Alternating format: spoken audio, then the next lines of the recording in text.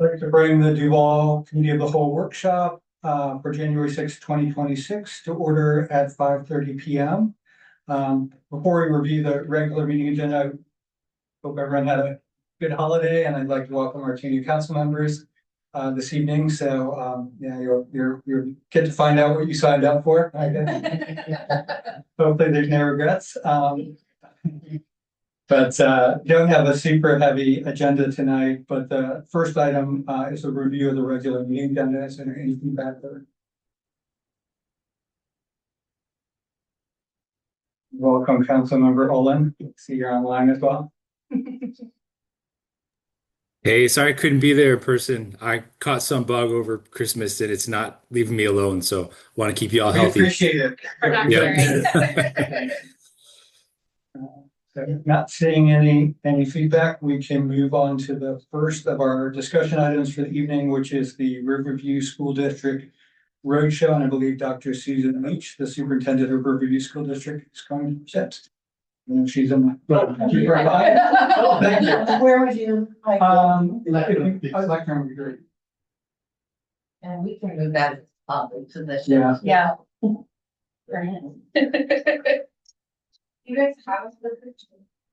No, just if you want to change, just say next and we'll switch it for you.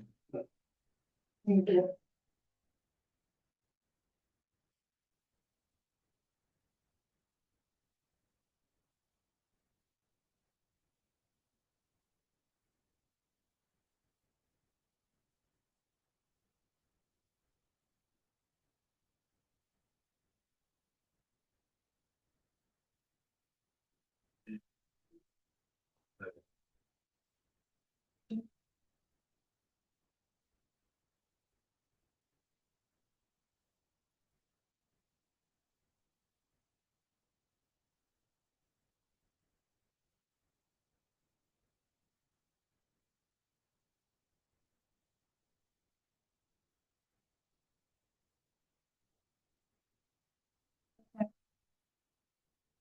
Well, thank you for having me. Happy New Year. It's nice to see all of you. I'm here to talk to you about something that I think is a mutual concern to all of us. You know, when people think about the cities that they reside in, one thing that they typically look to is their school districts, and they want to know what the schools look like, how the schools are performing. And so I think what I'm here to talk to you about tonight is of critical importance, and I want you to have great information about that and feel informed about the measures that are on the ballot in February. This is a roadshow that we are presenting around the community, both to the families who have students in our district and those who don't. I'll be presenting to both councils, Rotary, other civic organizations, all of our schools, and then just some public presentations. I also have this presentation recorded and available for people to just click on if they want to hear it and didn't have an opportunity to see it. So you can go ahead and advance. So I'm going to talk a little bit about our district, and you can advance right to the next slide. So for those of you who aren't familiar with some of the finer points of our district, we have currently about 2,880 students. We lost some students through the pandemic. That is typical of most districts in the United States. I have worked in districts from the East Coast over. All of my former districts lost students. This was a national phenomenon. We've started to rebound some of those. We are not at pre-pandemic levels, but we're starting to rebound. We have just over 400 employees in the district. The district has 3 comprehensive elementary schools, comprehensive middle school, and high school, as well as an alternative school, the Riverview Learning Center. That school houses a K-8 parent partnership program for families who choose to homeschool their students. So they attend the school part-time and they remain home for homeschooling part-time. It also has an alternative high school program for students who haven't been successful in a traditional comprehensive brick and mortar school. So we also started last year an online school, and that is a fully online virtual school that seeks to serve any student who lays their head down in the state of Washington. So that program is not designed for Riverview students, but for students outside of Riverview who are looking for an alternative online program. Go ahead. We're proud of our students. We think our students aren't just learning about the future at Riverview, but they're creating it. And I love showcasing these four because they're part of our student AI advisory. This is something that we very early on decided to embrace as a district when many districts were banning it. We said it's part of our future and we want kids to know about it. Our kids also embraced it and formed their own AI advisory. These four students presented to school board directors from across the state of Washington in November, and that's what this photograph is from. And they presented on our efforts in Riverview around AI. Go ahead and advance. We also think our staff are doing some pretty incredible things. And one of the things that I'll just brag a little bit about is last month we had 2 of our elementary schools that were named schools of promising practice. They're the only 2 elementaries and only 2 schools in King County that have that designation, and only one of just over, or 2 now. We had one come in and then the second one was designated a week or 2 later. So 2 now of only just over a dozen in the state of Washington. And this really is a designation that speaks to their instructional practices, but along with that, they have to have commensurate performance increases. And so with both of those, they received that designation. So what these measures are about is making sure that our staff have what they need to do what our kids need to make sure that they're progressing. Go ahead and so let me talk a little bit about what's on the ballot. You can go ahead and advance through here. This is the February 10th ballot. And if you want to move up to the next slide, we have 3 distinct measures. Voters will get to consider each of these independently. 2 of these, Proposition 1 and Proposition 2, are renewal levies. So the voters will be renewing their commitment for the EP&O levy and that technology and capital projects levy. Those 2 propositions require a 50% plus 1 to pass. The third proposition is for a capital improvement bond, and I'll talk about each of these individually. That capital bond measure requires a supermajority, so 60% of the voters have to approve that. Can you go ahead and move on? We often get questions about the difference between bonds and levies, and there are 2 major points I like to make. One thing we tell families or people that are questioning are levies are for learning and bonds are for building. So levies are filling that need for staffing, for some smaller maintenance and operations kinds of needs. It backfills general fund deficits that we have, whereas bonds are for building. They're for those major capital projects that we do not receive any funding for.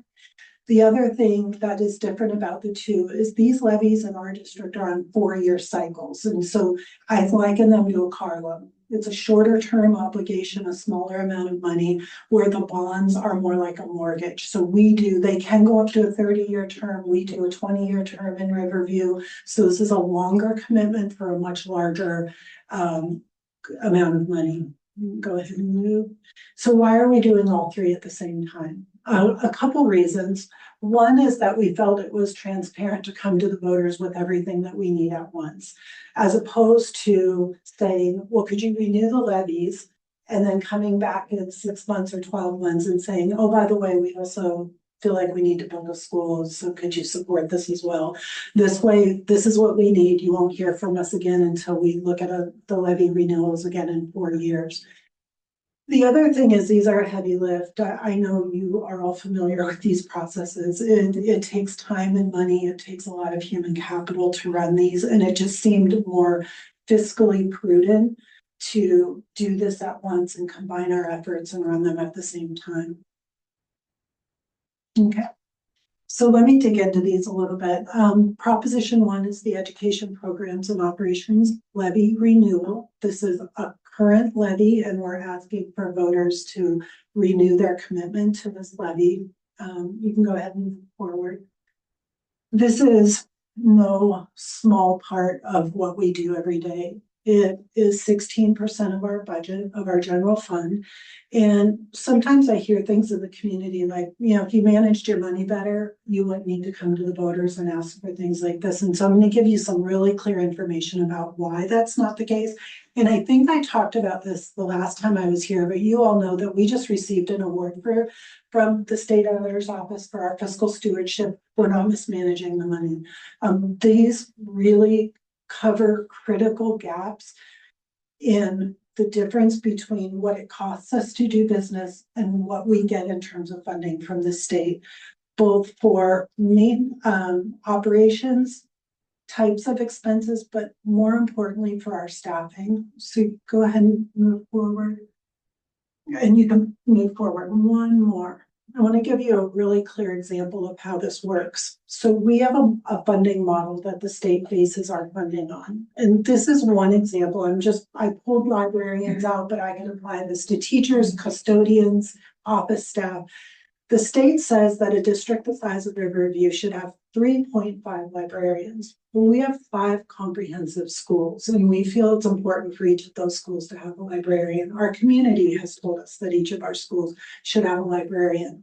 So the levy makes up the difference in that extra 1.5. If we didn't have the levy, we couldn't do that. But it actually goes much deeper than that, because that prototypical funding model, which is what our funding is based on, only covers about 55% of the salary, even for those 3.5 librarians. So even if, as the superintendent, I said, we're gonna scale back and we're just gonna do what the state funds us for, I still need levy dollars just to make up the difference between what it costs me to pay those 3.5 librarians and what I get from the state to pay them. So this is why the levy funding is so critical to us. Okay, you can go ahead and advance. The other thing, and I'll cover this on both of these slides, so at any point if you want to advance to the next slide, you can, but there are 2 things that to me stick out about levy funding. One is our arts programs. The arts are a huge value in this community. The levy funds our ability to provide arts to our kids. If you watch the news, you see many districts. This is something that is getting cut in other districts. I can't imagine doing that in the Riverview School District because our community holds that so dearly. The same with athletics. We know both in our arts programs and in our athletic programs, kids learn leadership, they learn perseverance, they learn teamwork. For many of our kids, these are the kinds of programs that bring them to school every day. School isn't getting it for them, but these programs bring them, and they want to achieve so they can stay in them. Our coaches are paid through the levy. An athletic trainer, we were without an athletic trainer a couple of years ago, and it was one of the pain points of my superintendency.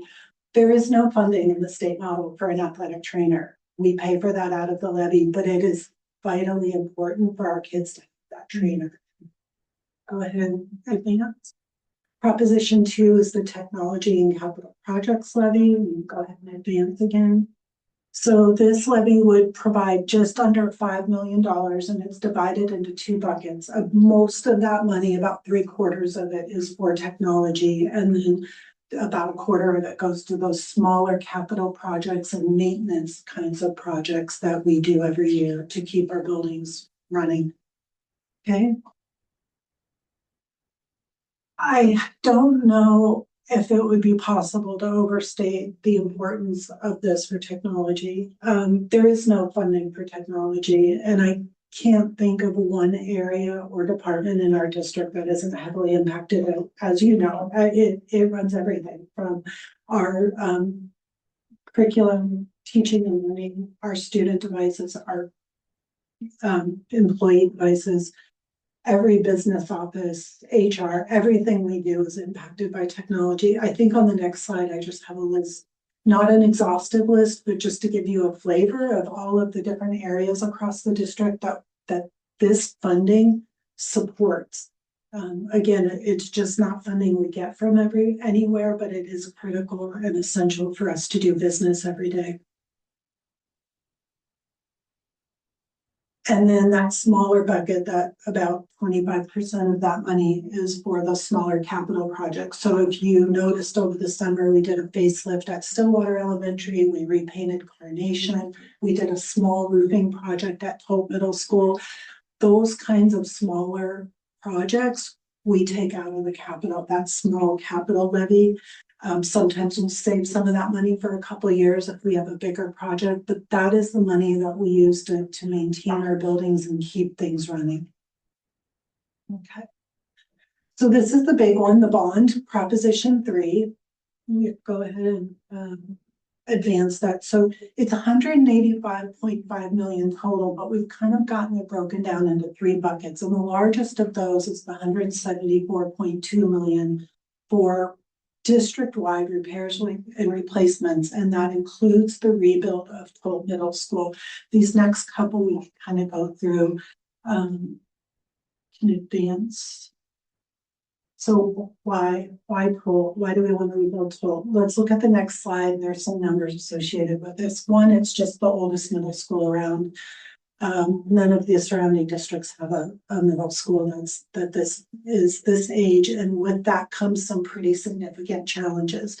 One of the challenges is the model of that school. It's called a California model. They were very popular back in the 60s. They mostly very popular in warmer climates. I was in Florida for 12 years and we had a ton of these, but they're separate buildings, and they were built that way because they're very cost effective. It was a great way to build back in that time, and we didn't have security concerns that we have today. And so it just wasn't an issue back then. They were cost effective and they were very popular to build. Hope Middle School has 87 exterior doors. When we think, and I'm sure that Chief Keller will acknowledge, one of the things that we're constantly looking at is supervision and who's able to get access onto campus, into our buildings, into our classrooms. Every one of those classrooms has 2 doors in them. So it's really challenging. The 11 distinct buildings on the campus cause lots of different issues. They're all varying ages and varying states of decline. Some of the buildings predate the 50s. And some of them were built in the 70s, and then there are some portables that came along after. So there's just all different ages and styles of buildings on that campus that are in pretty significant disrepair. Okay. So when we looked at rebuilding Hope, one of the things that we said was, would it be cheaper to just try to maintain it, to fix what's wrong with it? And so we talked to experts in school construction and school architecture, and we kind of got answers in these 4 buckets that I'm going to share with you. One is just that the systems are old. Some of these systems, our maintenance folks actually go on eBay to find replacement parts because they're not even commercially available anymore. So that's how we're trying to keep things repaired and working. The safety and security I kind of touched on. There are some other issues in addition to that California model campus, just the proximity to 203 and the highway there, the supervision, and then the insecurity of the perimeter of that campus. And then one of the things we look at is educational adequacy. Does this school do what we want it to do? It was built to be a high school many decades ago. It's not doing what we need it to do now. The classrooms aren't large enough. The classrooms aren't equipped to do what we think kids need now.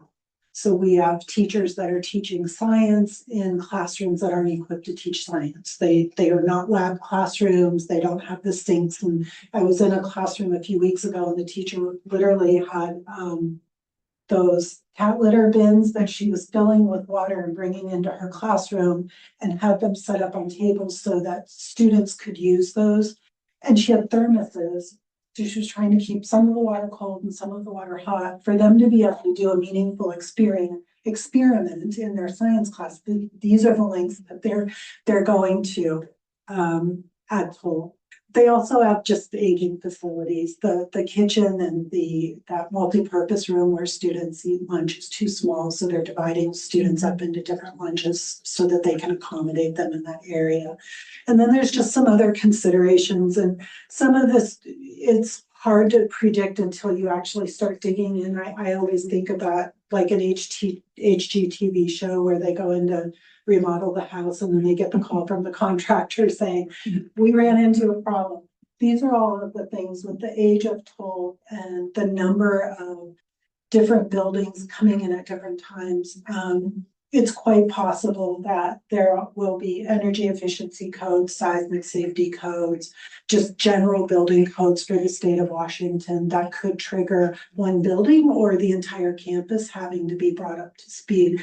The other thing that I think, even if we were able to fix some of the mechanical issues, it doesn't address that California model. And I think one of the things that I saw them do a lot in Florida with those buildings was they would just construct a big chain link fence around the outside of the building. And then it looked a little bit like a miniature prison, kind of unsightly. There's not much you can do with that campus other than put a big fence around it. So I think even if you were able to update some of the, like the heating and the electrical, it still doesn't address that campus. And I think those are some of the reasons that the committees that were looking at this really were moving in favor of a complete rebuild as opposed to trying to fix what's broken. Okay. So where would this happen? If you look at, this is the current campus. We would build back here, and that does a couple things. One is it moves it off this main highway. The other thing is it allows us to leave students in the school while construction's happening. Otherwise, we would have to find a place to school students. Even if we did a lot of those major repairs we talked about, we wouldn't be able to do those in the time frame that we do normal construction projects when kids need to be out of the building, like, you know, over the summer or over spring break. So we would have to relocate kids. This allows us to keep kids in and move the campus back here. The other thing that we would do, and I'll talk a little bit about this on the next slide, is we would preserve this front facade that people are so familiar with and repurpose this. We would demo these older buildings in the back and save this front area.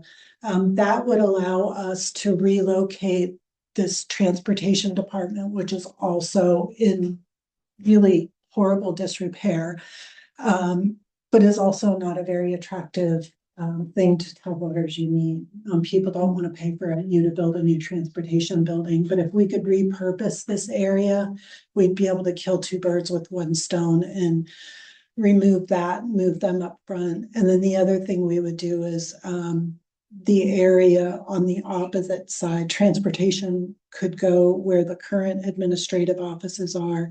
This area just adjacent that is currently the auxiliary gym and the multi-purpose room would then be repurposed for a community center. And if you could go to the next slide, I'll just talk about that a little bit. So that second bucket, the just over $7 million was for updated playfields, athletics, and the arts and community space. This is directly reflective of feedback that we heard from the community subsequent to running the last bond. Our communities said repeatedly, we want access to your facilities, we're paying for them, we want to have access to them. The fields are in disrepair, kids are getting injured on them, they need to be upgraded. So this would allow us to upgrade the fields at the elementary schools. It would put in a turf field for the new school, the new middle school at Toll. It would allow us to repurpose that front part of the existing middle school to create a community center space in Carnation.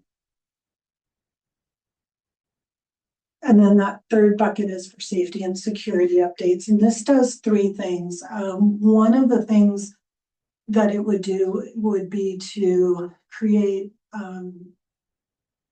reconfigured entryways so that we have secure vestibules in each of our schools.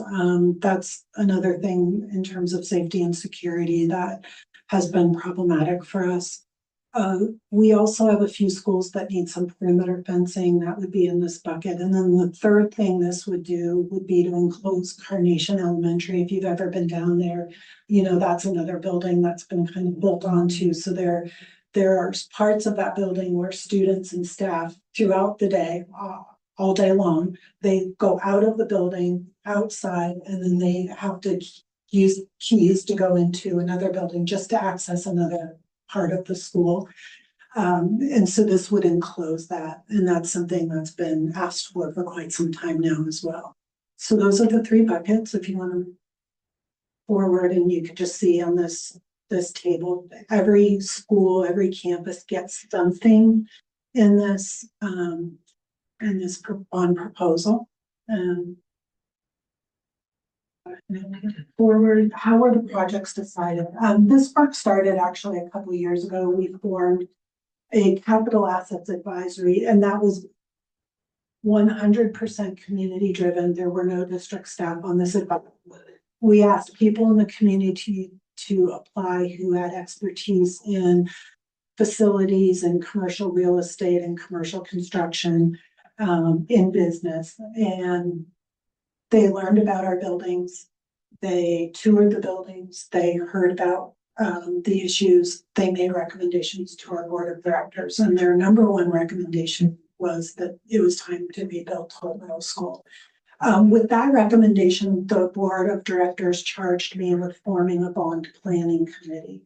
So we had a couple of the folks from that capital assets advisory that joined the bond planning, as well as some representation from each school, district staff.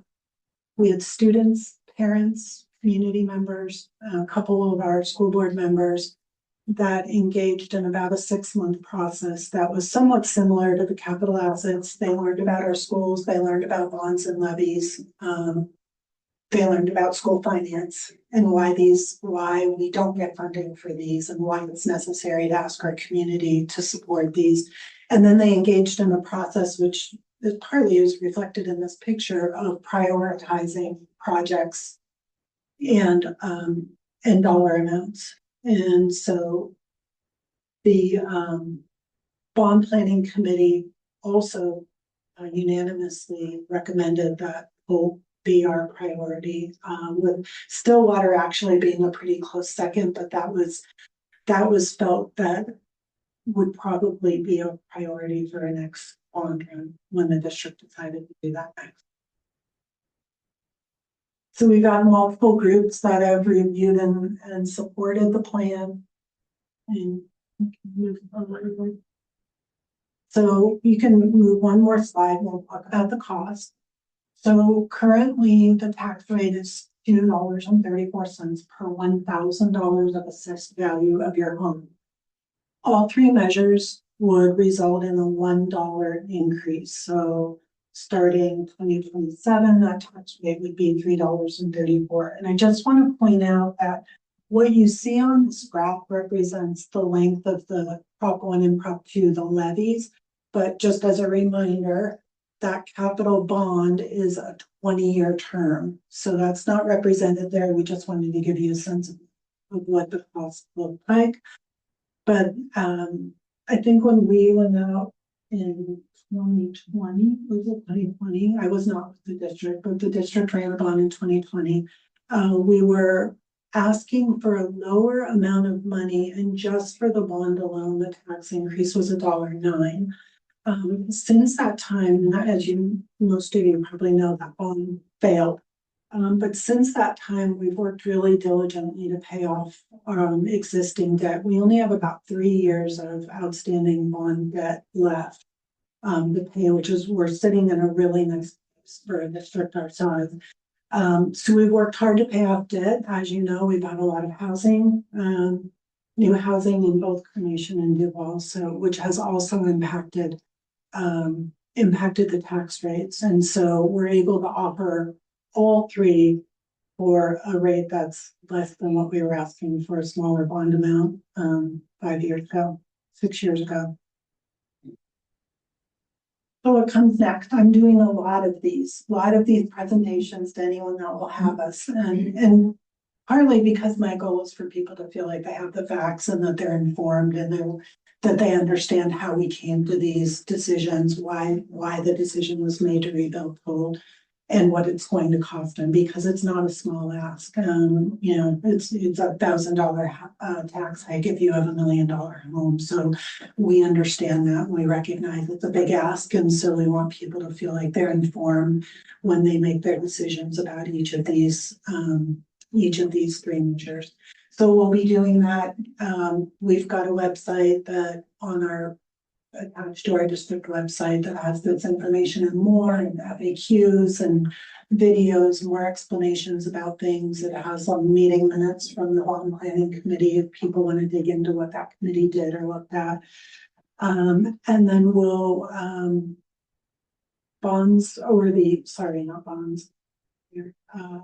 the ballots will drop later this month, and we will look for voter support on February 9th.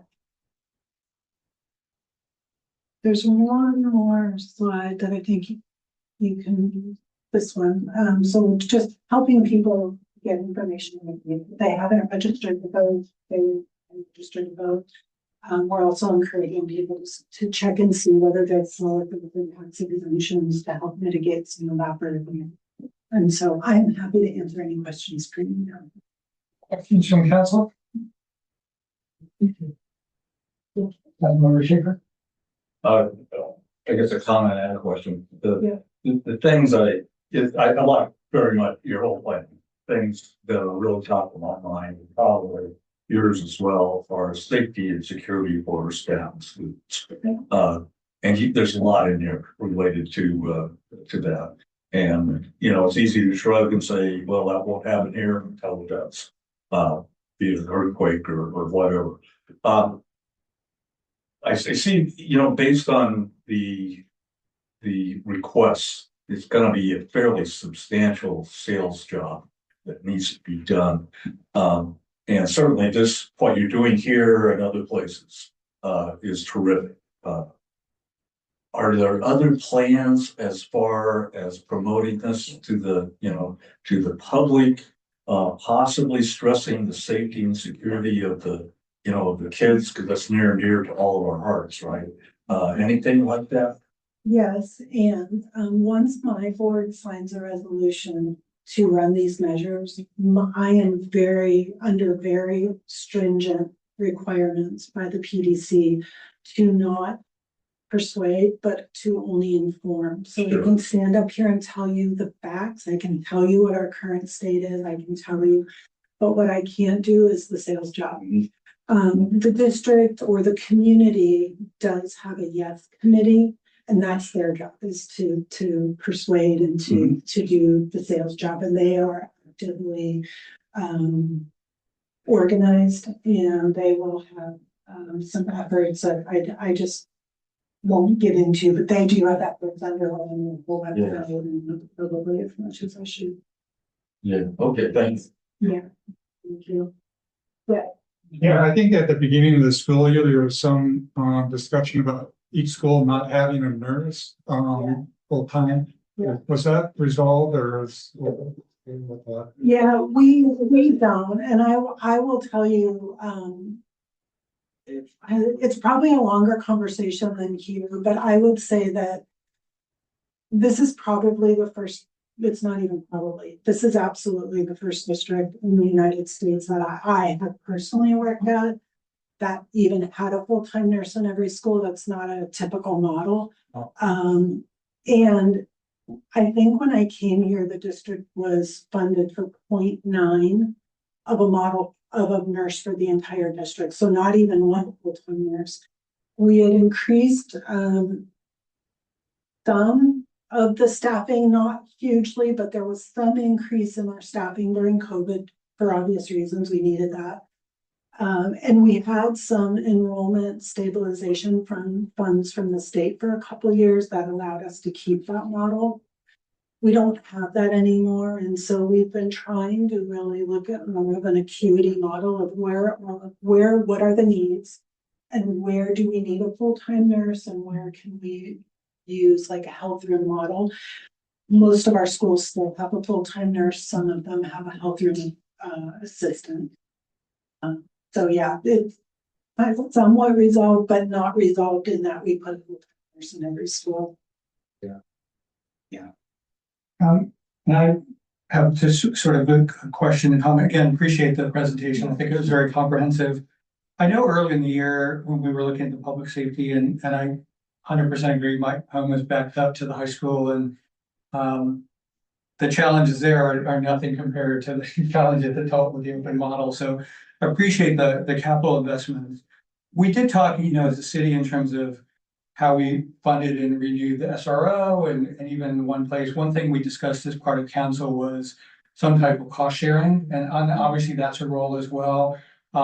There was a portion of the levy that paid for resourcing and we have a complicated model anyway, because we've got 2 jurisdictions plus the school district. But one of my questions was if there was any discussion in terms of that as part of the staff funding in terms of partnering where we would do some cost sharing. And then the other was just reflective, I think, of the community of, I work for Microsoft and we're a community that is highly tech dependent. We represent, even in the council, multiple companies. And I've seen in Bellevue as well, Sammamish corporate partnerships where the companies do a lot of funding. It doesn't seem like Duval has taken advantage of that same model to either fund infrastructure investments. I know there's certain programs, some of the robotic programs and some things they do, but I was just curious if you could also touch on that as well, separate and apart from the levies, but how they're working with companies. I do think the lack of commercial business in our community, it affects a lot of things. So I think we were just having this conversation earlier. It's one of the reasons that the tax burden is higher on our community because we don't, Lake Washington has Microsoft. They have lots of major corporations that are putting money into the coffers. And so that helps. We don't have large corporate sponsorships and largely I think because they're contributing to the school districts that their community is a part of. And so while we do have some partnerships, we do work with Microsoft. The AI advisory that I showed you has visited the AI campus and learned about AI from them. That hasn't extended to monetary donations to the district. As far as the SRO, that was not part of our discussion. However, if it was cost sharing or we're going to lose an SRO, I would like to have that conversation with you because we will definitely talk to you about that. And we think it's a vital role. We've appreciated the city's generosity in providing that. We also understand that you're in the same boat we are. And so if the cost sharing is something that we need to do in order to preserve that position, I would hope that you reach out and we could talk about that before we. Other questions from? Yeah, during the project planning for the Fulton Middle School, was there any consideration given to relocating Fulton Middle School from Carnation to Duval? Because I kind of feel like that might improve the odd the bonds and levy passing if it was located here. Maybe I'm wrong. I don't know that the people in Carnation would agree with me. And I just want to say that Carnation's a very vital part of our district as well. And we've kind of got the schools are divided. We have a piece of property there. I don't have a piece of property in Duval that would house a middle school. We've got the Big Rock property, but it's not large enough to even put a middle school. The beauty of this is we don't have to go purchase a piece of property. So we're saving money. Member Sloppy or Wiggins or Olin, do you have any questions? Amir? I just had a quick comment, if that's okay. Just that my youngest is now in 12th and everything you've said about it, I've seen firsthand over the last 5 years, and especially helping with volunteer events, dances, after school during school is a big security thing, but even just having after school events, there is a much higher number of volunteers you must have to check all the ins and outs for all the kids compared to the other schools. So it just puts a strain on everything, and it's harder to have safe events that you just have to have more bodies there to help keep the kids in. I wish it weren't the case. Yeah. It just is. And Yeah. When you made the comment about people thinking it's not gonna happen here, the last district I worked in was Columbines District. And so it was very real to me. These things happen and they continue to happen. And so I think that's one of my biggest fears, that I don't want something happening on my watch here, especially if it's something that we could have prevented. It seems. That's the end of the question. Thank you. Thank you. Thank you for having me. So the second item on tonight's discussion is legislative priorities and preparation for the AWC Cities Action Day on January 20th and 21st, I think. And in that discussion is Cynthia McNabb, City Administrator. Good evening, everyone, council, members of the community, staff. Thank you for putting this on the agenda and having a discussion. So we will have a delegation at the Association of Washington City Action Day beginning January 20th, and that goes till January 22nd, I believe.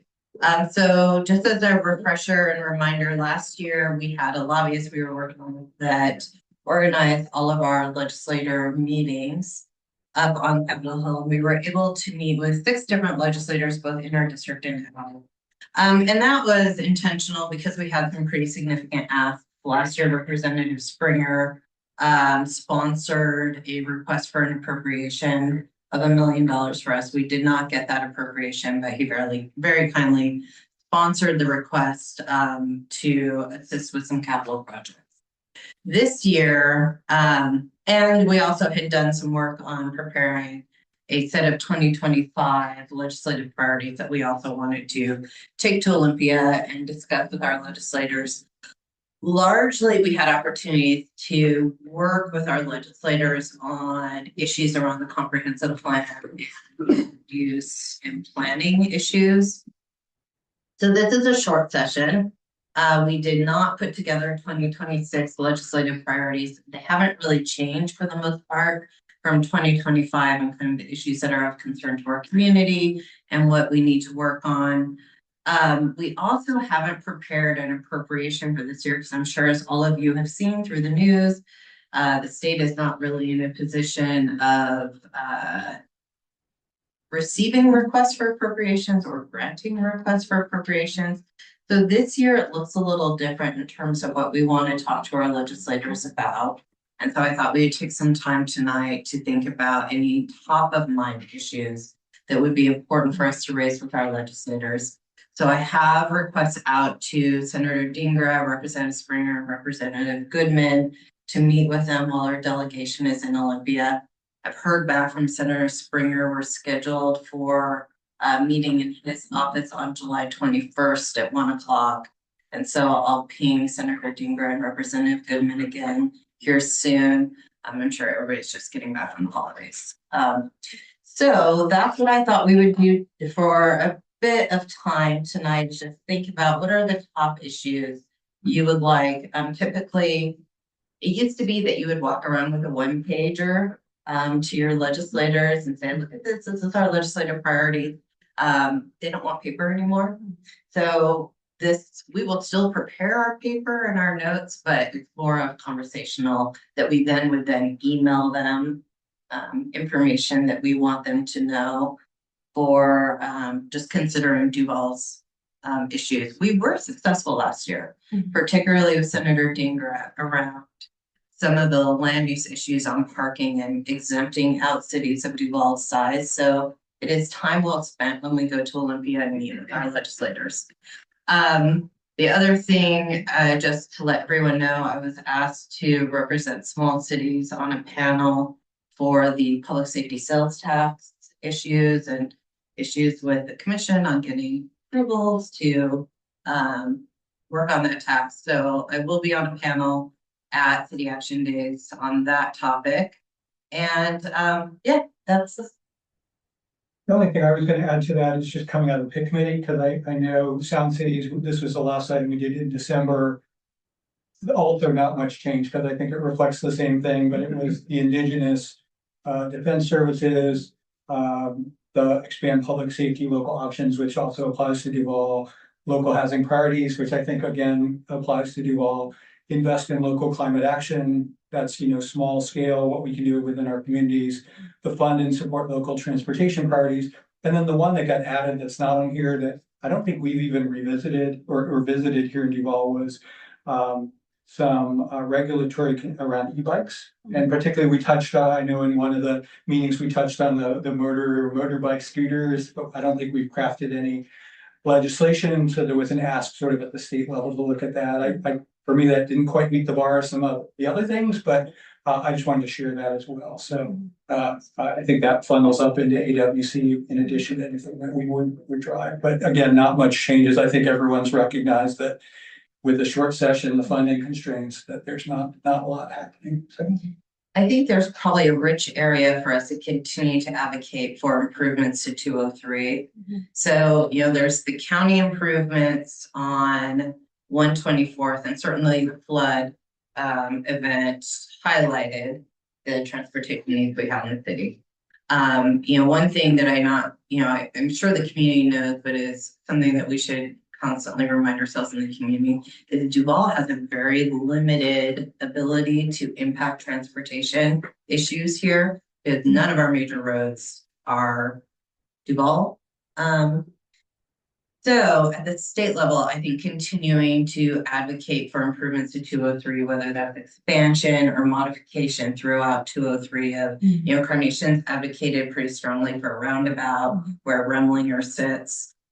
So any improvement to 203 helps traffic here in Duval. So we can certainly bring that forward while we're in Olympia. And then, you know, the remaining advocacy we really need to do on transportation with King County, because outside of, and you'll hear more about it today, repairing the guardrail over and over and over again at Woodinville Duval Road, the county road. And we really need the county to invest in those improvements. yeah, and I don't know if there's an opportunity, the one I noticed that as well, but the one area I knew that we also don't have cameras on that intersection. So in terms of even who hit the guardrail, but the flood, you know, whether the road's open or not. So there might be some smaller asks that we could also do in addition to the broader infrastructure ask for that intersection. Yeah. I was just gonna say the recent flooding event is really important to start capturing. So I know I mentioned this to you, start capturing stories from the community, because when we go to advocate, having the name of a person and exactly what happened to them and how they were impacted is really important, because it's those stories that our legislators can then take to the floor and use to persuade others to go along with it. So when we talk about our transportation issues that are outside of our control, that flooding event is a pretty clear example of why we need more improvements to the roads around here. So I think that'll be important to start gathering some of those so that when the time comes, and it's hard with such a short session, and it feels like a lot of trying to just keep the status quo a bit and hang on to things. I know from the school district side with PTSA and advocacy, that's what they're trying to do, is just like keep things as they are. But for us too, I think personally, it's always a theme somewhere in there is keeping flexibility and local control. What works for Redmond doesn't work for us necessarily. That's great if it works for a different city, but just allowing some kind of flexibility so that we all don't get held to that same standard. And I know a lot of that gets shaken out and picked quite a bit. It's funny you brought up the e-bikes. The SCA board was talking about that. There are a lot of bigger cities going after coming up with policies around that. And so I personally didn't feel that we need to prioritize that, because somebody's going to have something we can use and steal. Well, I think something good will come out of it, and we won't have to put too much time into it. So, but that's a really good reminder. And if council is interested, I could, before we go to Olympia, put out a call for community stories that for whether it was traffic related flood issues, like we were trapped, we were on the other side of the valley, or I know our farming community here, while not necessarily in Duval certainly represents our interests as, you know, the government closest, so gathering some of those stories too. Councilmember Schaefer? A couple of things. First of all, when we talk about Woodinville Duval Road, let's not forget Cherry Valley. That whole little area there is just, a dangerous congested area. We really need to try to improve both of those somehow at the same time so the traffic flow and the safety aspects are improved there. Second item, and this is, near and dear to my heart, of course, related to legislative priorities, is the GMA and comprehensive plan, and the fact that Duval continues to be treated as any Seattle suburb would be. I very much resent that, as you guys well know, and believe that smaller detached communities such as Duval, Carnation, and others need to be treated differently. We are largely a veteran community where people either work remotely or work in other cities, and that is not taken into account in the GMA at all. And I would like to continue to push our legislatures so they recognize kind of the special aspect of Duval and other cities like ourselves. I mean, one thing I would say, not necessarily in response to that, but certainly in response to legislative priorities, it would be nice to see a short session that doesn't impose more regulatory mandates on us, because we are not yet done with the prior regulatory mandates. I mean, we have permit processing, development guidelines, we have to do the sensitive areas, shoreline management next year, co-living, parking, unit lot subdivision.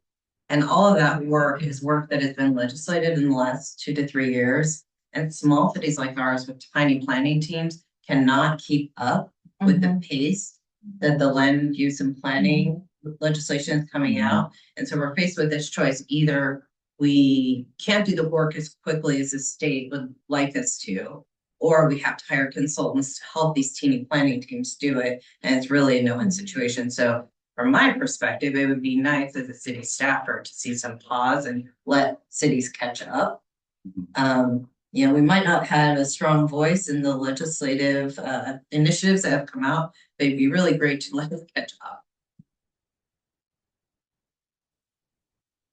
Can I tag on one tiny thing to that, and to see the outcomes of it? Because often there's unintended consequences, or things don't work out the way that they thought. They had some intention putting a mandate out there, and we haven't barely had time to get it together, let alone see what happens after it's passed. So yeah, that's a great point.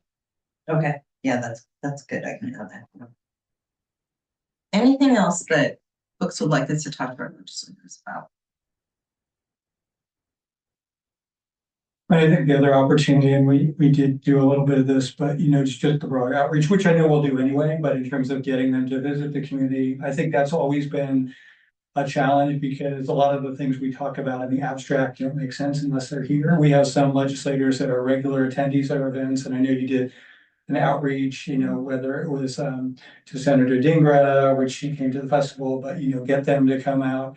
If we can sort of build some of those bridges as well, and show them whether it's certain times of the year, certain events, or certain times even, I hate to say stage, but when we know they're going to reflect certain challenges we have, whether, but I think that's also an opportunity to build those relationships and encourage them to visit the community that they're there to represent. So. That's actually great. Maybe the one piece of paper they will accept, because they get so many legislative priorities, particularly during city action days, would be a list of events so that they can pre-plan for, summer stage or Duval Day, to come out and be part of the community. So we'll work with Rita to get that done before we leave. Any comments, questions from council? All right. So, our third item this evening is the park action plan, and then also with city administrator McCann. Thank you. All right, we have a very quick PowerPoint. So we started talking at the end of last year about some activities that we could do to highlight the importance of park system here in Duval, as well as to not necessarily tell a different story, but tell a broader story about the park system we have here and the funding challenges that exist here in Duval when we are trying to build a premier park system that is solely paid for by Duval taxpayers, but is of use and is well used by the community. And so that's one aspect of it. And the other is generally working with the community on how to prioritize our parks, how to fund our parks. We have big projects, big needs, and our Parks, Trails, and Open Space Plan is very ambitious. So how can we involve the community more in some of the park advocacy and park planning that we do here in Duval? So I kind of came up with 4 buckets. Oh, Kelsey, can you go back? Of activities that I would anticipate in 2026 for us to do to kind of help with that work and start moving the conversation and involving the community more. So the first is the government affairs approach and some of the work that we had talked about doing with our government affairs partner on park planning and park advocacy. The second is the community's asked, and Director Liniszewski and I are going to deliver. The Parks Advisory Committee will be re-upped and reconstituted. So he's quietly looking at papers behind me, and I'm sure with the the third item is as we go into council retreat, having a discussion about project prioritization. There's a ton we can do in parks, but really we need to think about, I mean, the Parks, Trails, and Open Space Plan prioritizes and has a calendar of which park ideas or park projects come in sequence. That doesn't mean that you all don't get questions, comments, requests to maybe move a particular project ahead of what's in the calendar on the Parks, Trails, and Open Space Plan. So I think it would be useful to just look at the calendar and the prioritization in the Parks, Trails, and Open Space Plan and think about, does the prioritization make sense? If a grant comes up, would you all support moving a project ahead if all of a sudden grant money was available? And then, how you message that with the community, why you choose this and not that. And then finally, a community budget workshop where we have a very specific parks discussion about whether or not our pace is the pace that the community wants. They might have an appetite to levy fund or bond fund a very big project. And we haven't asked the community that question. So the first is, and I realize that the writing is tiny here, so I'll just kind of go through it, is to create that informational one-pager detailing the support that Duval provides to the unincorporated areas of King County and really telling our funding story. This helps not only to try to access King County grants where we have not otherwise been successful, but potentially other grants. We will be setting up meetings and once we get that preliminary information put together with the Director of King County Parks, Director of Local Services, King County Council, particularly the council members that represent unincorporated areas to tell our story. And then a community campaign to increase the awareness of what the Duval Parks program does to support not only parks activity in Duval, but in the unincorporated areas. Next page. So this is one area where the reason I put it on workshop is so we could have a conversation around it. If council can think of other things that you think would be helpful to put on a parks infographic of how to tell our story, that we give more to our regional community than the funding that we necessarily get back. So a couple of the data points that I thought would be useful would be the non-Duval field rental reservations. We get a lot of groups that use Big Rock Ball Field for field rentals that are not 50% or above Duval residents. So, out of city groups, whether it's lacrosse, softball, that come and use Big Rock Ball Field. as their one of their primary practice or game locations that are not Duval residents. Non-Duval camp registration. So YMCA runs now. We're in our second year. It's a great program. The majority of people accessing that YMCA camp are not from Duval. So it's great, and we are really happy to provide that program. But it is something that we're providing to the broader community. Facility rental from non-Duval residents. We want to put in some maps that detail the park amenities that we have in Duval, and then in relation to unincorporated areas. So we do have a King County Park, adjacent to the city. I could not tell you what activity that park is programmed for. And I think it's worthwhile to have it on a piece of paper that says this park is uninvested. Outside of walking a dog, I'm not entirely sure what you could do in that park. You could have a picnic, a wet picnic, but and then maps detailing distance to larger King County Park amenities like Tolt McDonald and Marymore. When the parks levy that King County just ran, when they were doing their informational campaign to build support for that program or that levy, one of the things that we were told was that, oh, well, if we invest in Tolt McDonald or we invest in Marymore, that is King County's investment in Duval. Those are your parks that you will go to.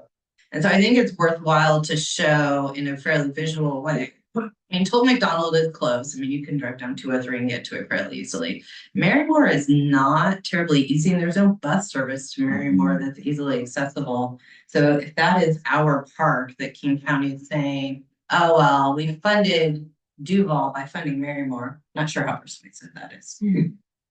The other one that might be helpful, just to sort of dovetail over the superintendents, but the school district in relation to the city, because there is some correlation. I don't think it's 100%, but kids that go to school in the area, and I know that goes, the other side of 124 to get an idea of the overlay, and just in terms of where the population of the school district that is outside of either the city limits of the city of Carnation or, Duval in particular, because that's where we're making the investment. But, a portion of that is in Carnation and a portion is in unincorporated King County. Okay, that's great.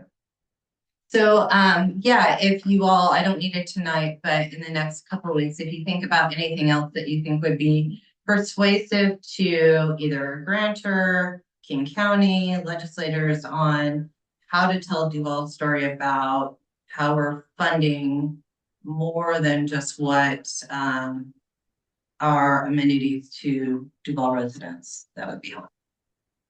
All right, next slide. Councilmember Wick. You can answer the question now, or should I wait till you're done with? That's fine, yeah. Oh, going back to the advisory committee, the Parks Advisory, what happened to the last advisory committee? Why did it go away? I think that's the next bit. And I will tell you, I'm not sure, I am too new in my tenure to have an answer to that question, but hopefully someone in the room might be able to answer. Okay, next slide. Okay, so let's relaunch the Parks Advisory Committee. Very similar to what we did with the Cultural Commission, it had gone dormant and then we reconstituted it. So a couple things to do in terms of how to revive that. But first, anybody have an answer to Councilmember Wiggins? It didn't exist when I came on council. I'm like, Steve's gotta be the one that does. Yeah. Started in 01. Hadn't heard of its use in any relevant time prior to that. So Wow. 2001 minutes. So So there was a committee just word wide. There's no good bodies behind it? Oh, okay. Yeah, it's in our procedure docs and called out, but I can't remember it being active. in 2001 to, it did never really get I off. started May of 01. I had never heard of it being operated. It's not very. Yes. There's also things in there from 1913. Yeah. Fun things from time before all of us. So, a couple things as kind of preliminary work to revive the Parks Advisory Committee. So it is in the Duval Municipal Code. There's a provision in 2.16 that we have a Parks Advisory Committee. So I have a slide here on the updates that we need to make to that code section. So once we clean up the code, which I would anticipate being able to do at the next council meeting, then we would put a call out for members. I think one thing that is of importance is emphasizing the diversity of experience and interest. So we want to make sure that we have people who are really passionate about trail systems, people who are passionate about the ball field and, Little League and sports, kind of organized sports, outdoor recreationists like mountain bikers. And then, I think it would be important kind of for the passive folks too I want, public areas that are untouched and pristine. So trying to really emphasize that we get a diversity of experience. Then we would go through an interview selection process, approval by council. And then we do need to plan for clerking, staffing those meetings. So every commission has staff associated with it to clerk, take notes, prepare agendas, facilitate the meeting. So we'll have to work through that. And then we do want to make sure that when we begin, and this is a lesson learned from the Cultural Commission, we reinstituted the Cultural Commission and kind of had a little bit of seed money and 1 or 2 projects and said, let's go. Probably would have been better to have, but more build out work plan before we started the Cultural Commission. So thinking about a work plan. All right, next slide. So I've identified, Steve and I worked through chapter 216, and these are the revisions that we would anticipate bringing to council. It's a really short section. It doesn't need a ton of updates, but it does need some, I think, for a new advisory committee to function well. So, there was an old provision about the exchange of minutes, and it kind of read as though council will go to the commission, the parks meeting, and there'll be an exchange of minutes. So we'll get rid of that. There's no need for that. The way it was constructed on who could participate, we would change it to be more consistent with the planning commission. We changed the terms to be more consistent with the cultural commission because it's 1-year terms. Somebody joining a commission for a single year and then cycling off, you can't get much done in a year. So we proposed changing that to, at least a 2-year term, if not 3. And then some changes to the duties. Again, it's just a function of it being kind of outdated. Revising citizen to resident, give to donate, manpower to time and labor, just clean up stuff. So One question about sort of the terminology in particular, because you mentioned it. I know when we spun up the committee of the whole, we tend to think of the word committee as we have this public safety committee, we have the public works committee, we have those are more adjunct bodies of the council versus the commissions, which are, I didn't know if there was a thought of changing the term to align with commissions, so it's in alignment with the other. That's very bad. I think we should probably change so that all the commissions are commissions. We'll make that. It also ties to the time on the commission that you're appointed to as well. Yeah, we can definitely do that. Okay, next. So we have some ideas for initial work plans.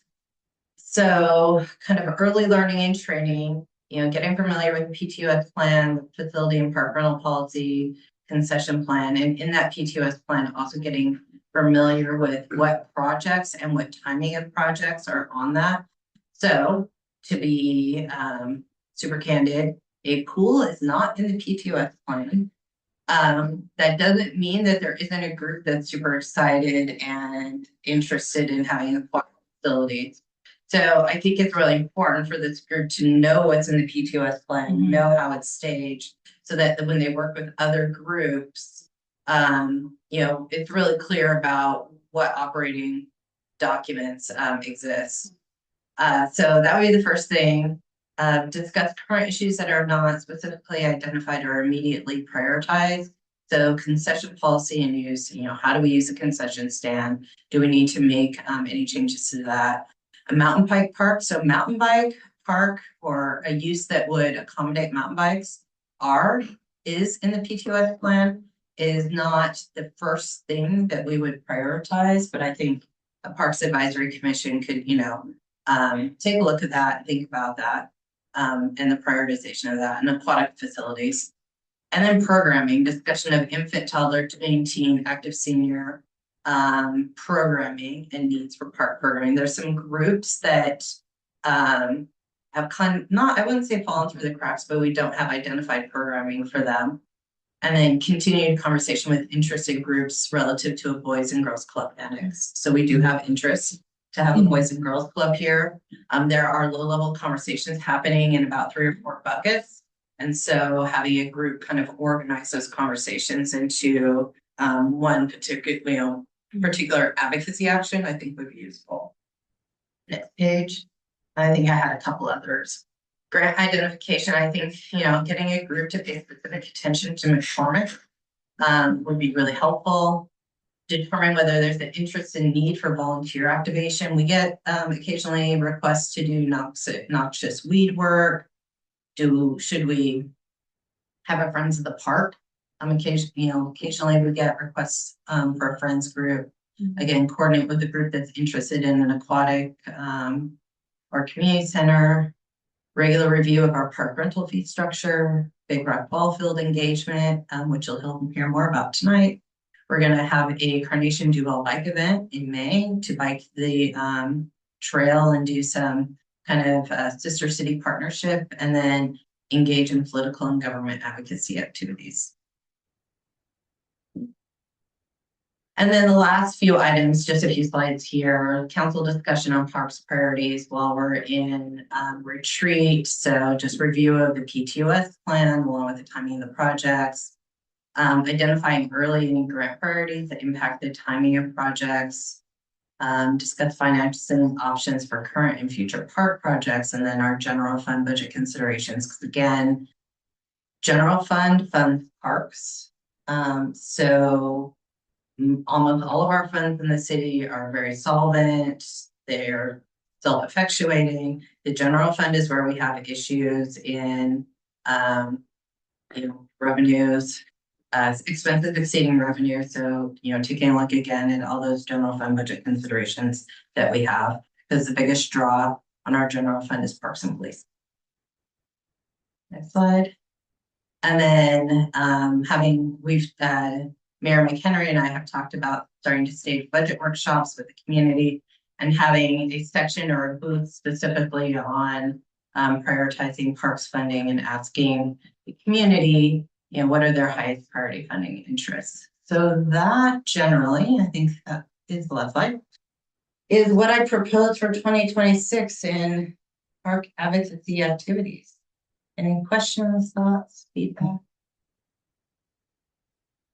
Thank you.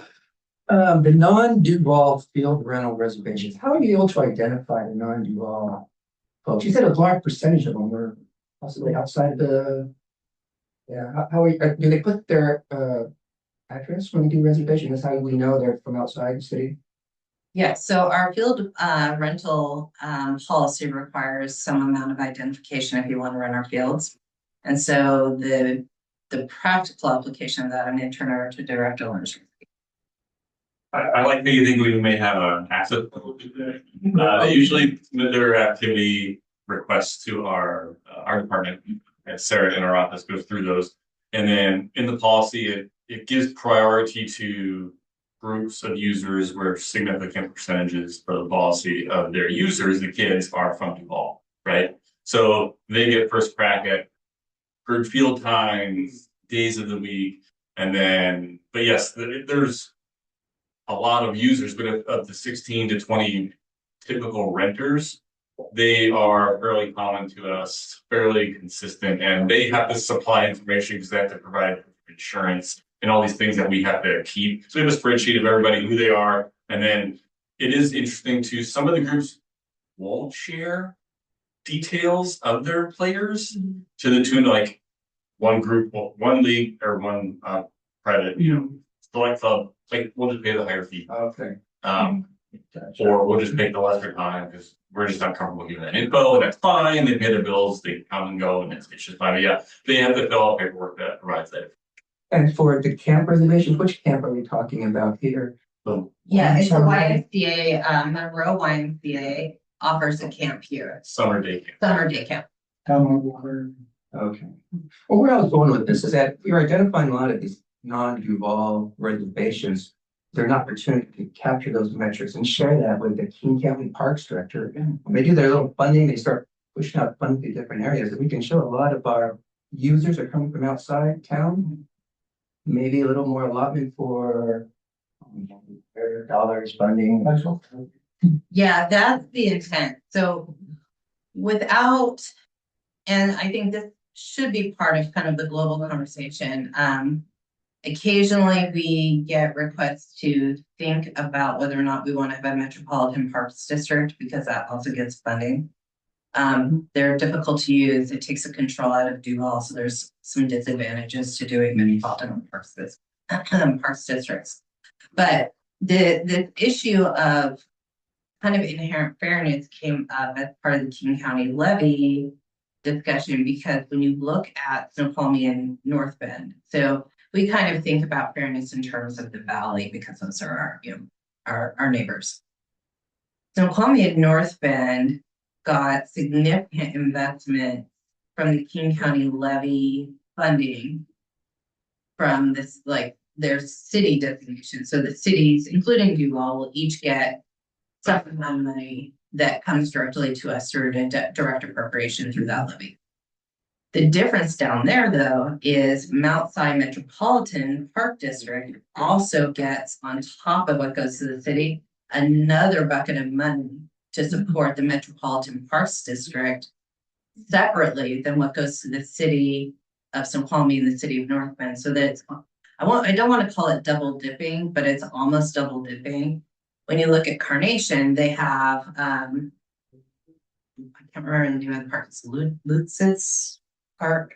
Yeah, Yeah. something. So along the Snoqualmie Valley Trail, there's a fairly developed King County Park in the city of Carnation. And it has a disc golf course and picnic shelters. So part of the levy also funds that park, and it got really significant investment. There was nothing here in Duval. And Tolt McDonald got investment, their trail got investment. So what does Duval do then? I think what we're trying to frame is we more or less operate like a metropolitan park district, is we offer so many amenities to unincorporated King County that don't have parks and don't have access to anything other than our parks and our ball field. And so how do we then leverage that information to get more funding for our parks?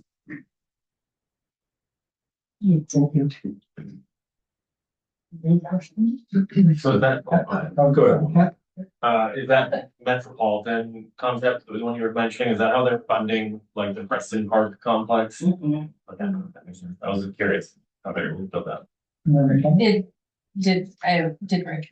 Well, no, I was gonna say, I appreciate you doing this, Cynthia, and very much like what you have planned for the next year. I think a lot of good's gonna come out of this Parks Committee. We saw a tremendous amount of value out of the Cultural Commission. I bet we get the same value out of this Parks Commission.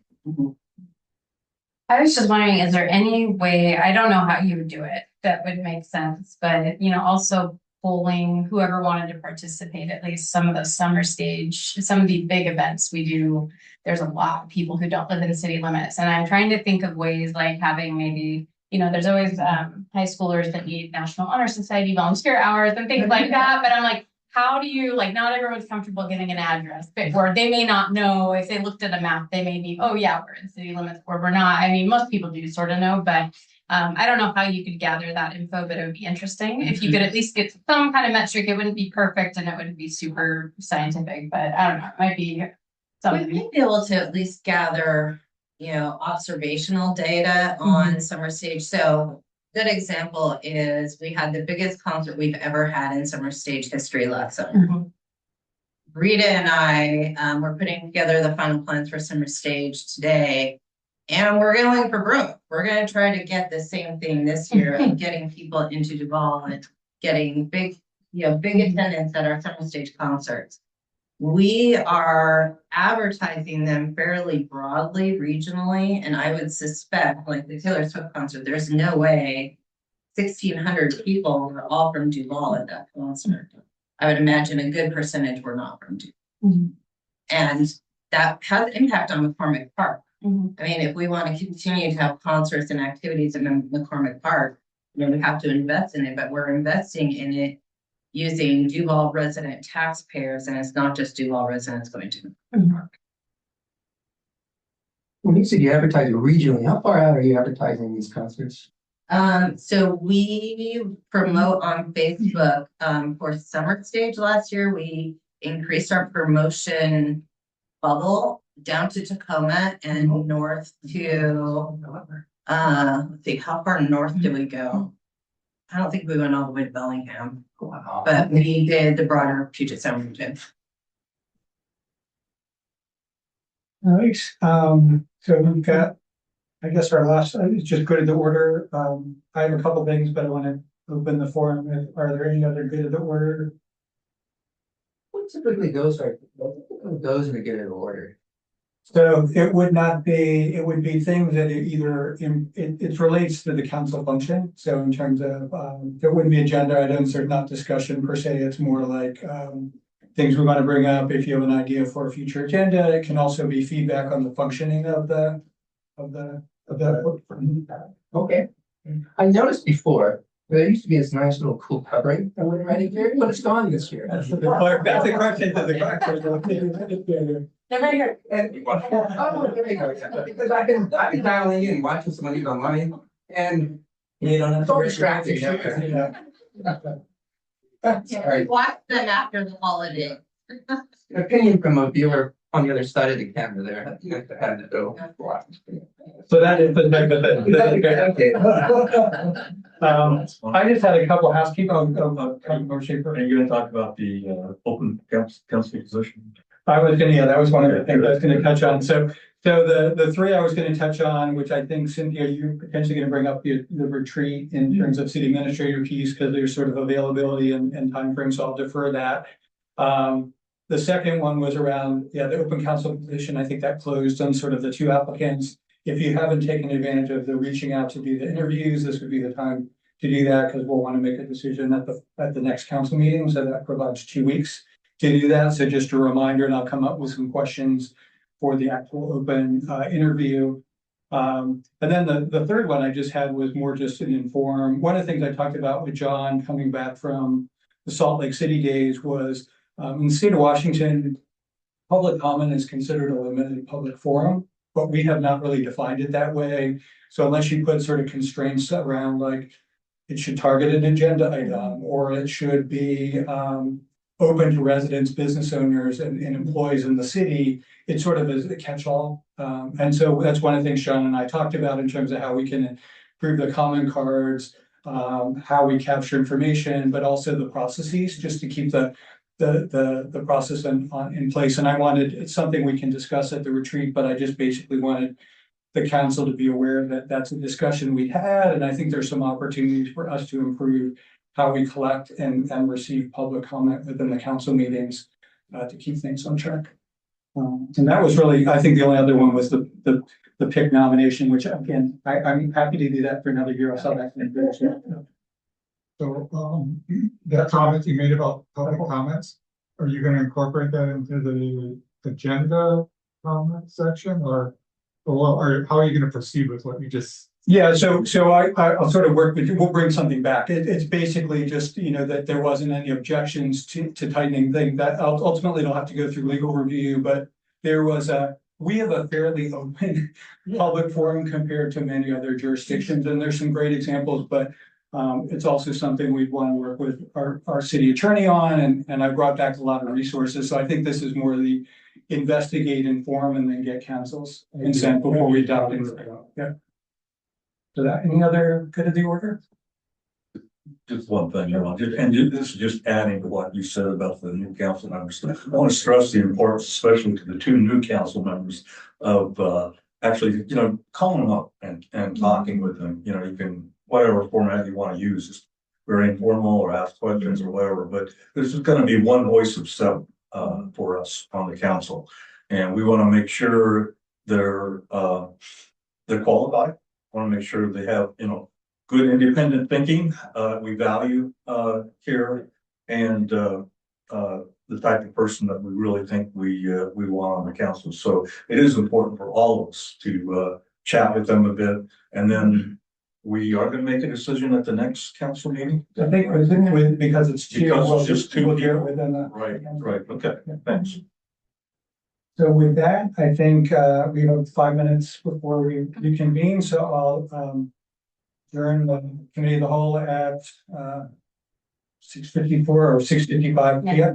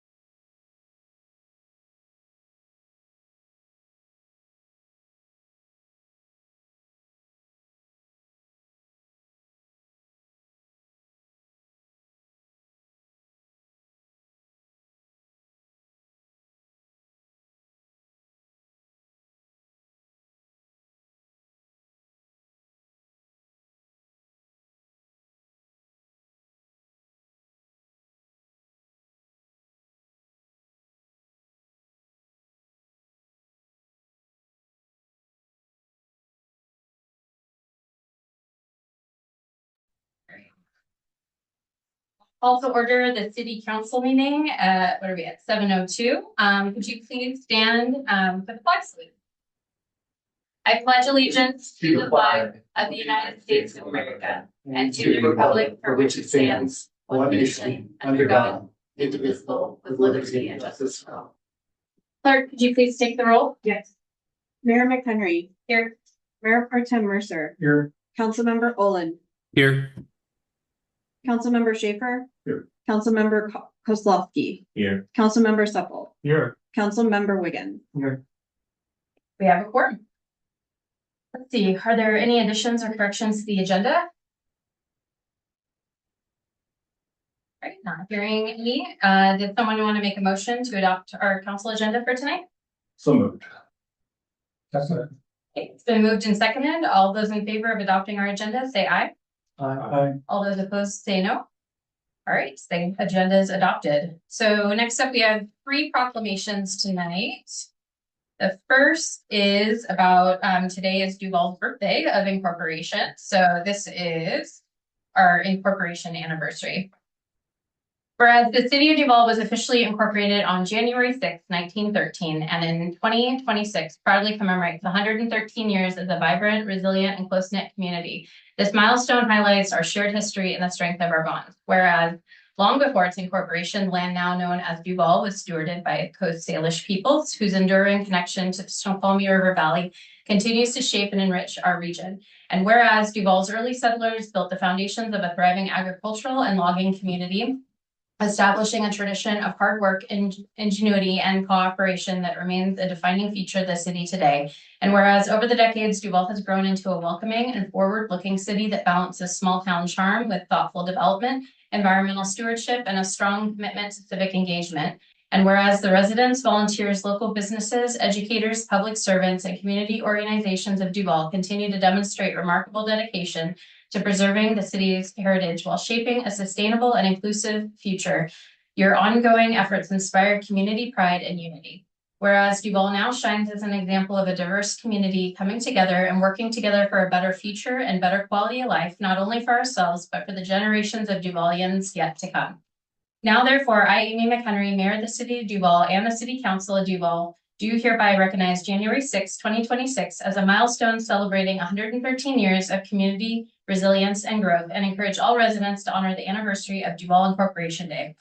I invite all who call Duval home to reflect on our rich history, honoring those who have contributed to its growth and character, and participating in activities that strengthen our shared sense of community and civic pride.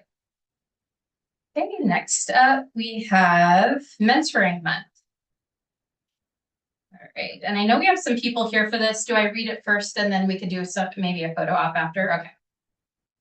Whereas January 2026 marks the 24th anniversary of National Mentoring Month, highlighting the need for mentors and the power of mentoring to ensure positive outcomes for young people. And whereas the City of Duval honors volunteer mentors who strengthen our communities through programs like Youth Success Mentoring, a program of Empower Youth Network, building relationships that increase social capital and support networks. And whereas mentoring fosters career exploration, workplace skills, healthy relationships, positive self-esteem, and emotional well-being, empowering mentors to shape the future of our youth. Whereas students with mentors are more likely to attend school, enroll in college, and avoid risky behaviors. And whereas National Mentoring Month is a key opportunity to celebrate, promote, and grow mentoring efforts by encouraging caring adults in the City of Duval. Now, therefore, I, Amy McHenry, Mayor of the City of Duval, along with the Duval City Council, proclaim January 2026 as National Mentoring Month. In the City of Duval, I call to action all residents to make a difference in our city this January by becoming a mentor and helping shape young lives. Visit empoweryouth.network.org to learn more and sign up today. All right, did the people, hi Heather, do you want to come up? Did you want to photo op with everyone? Yeah. So if the council wants to stand up here, and then you want me to give her this one as well? Yeah. Do we have minutes for a mentor? Oh, yeah, sure. Did you want to jump first? Okay. Is that okay? Yeah, sure. Yeah. Dennis, one for mentors is just gonna say a little bit. Yeah, you can approach the podium if you want and say a few words.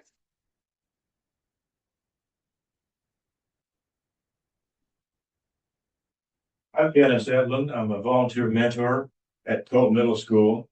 It's all under, I tutor and mentor under the auspices of the Empower Youth Network Success Mentoring Program. Thank you for your leadership and for proclaiming January as National Mentoring Month in the Snoqualmie Valley school districts.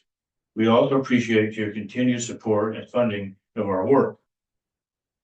Since starting in 2017, Youth Success Mentoring has grown to serve 117 schools in the Riverview and Snoqualmie Valley school districts, impacting more than 160 students weekly. The need for mentors continues to grow to support more students. As a current mentor, I've experienced firsthand the one-to-one relationships that seem to be so vital to many of our students.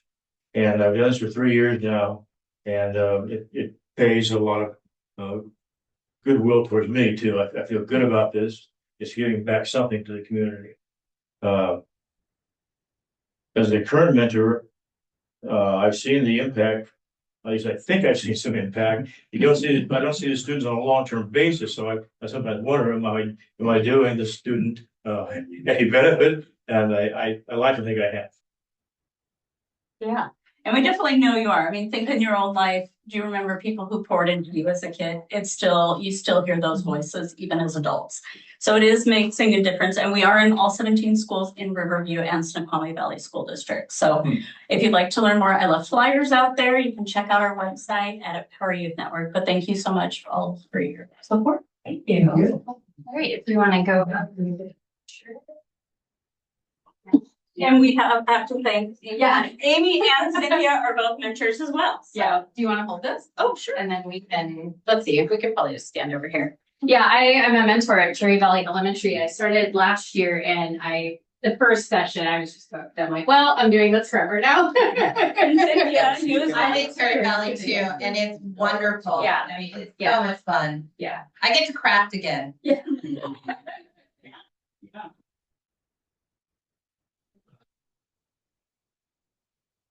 Great. Thank you. Thank you. Thank you. And can you send that to me, to Helene? And then, great. Thank you. Thanks for moving. Yeah. Thank you all. All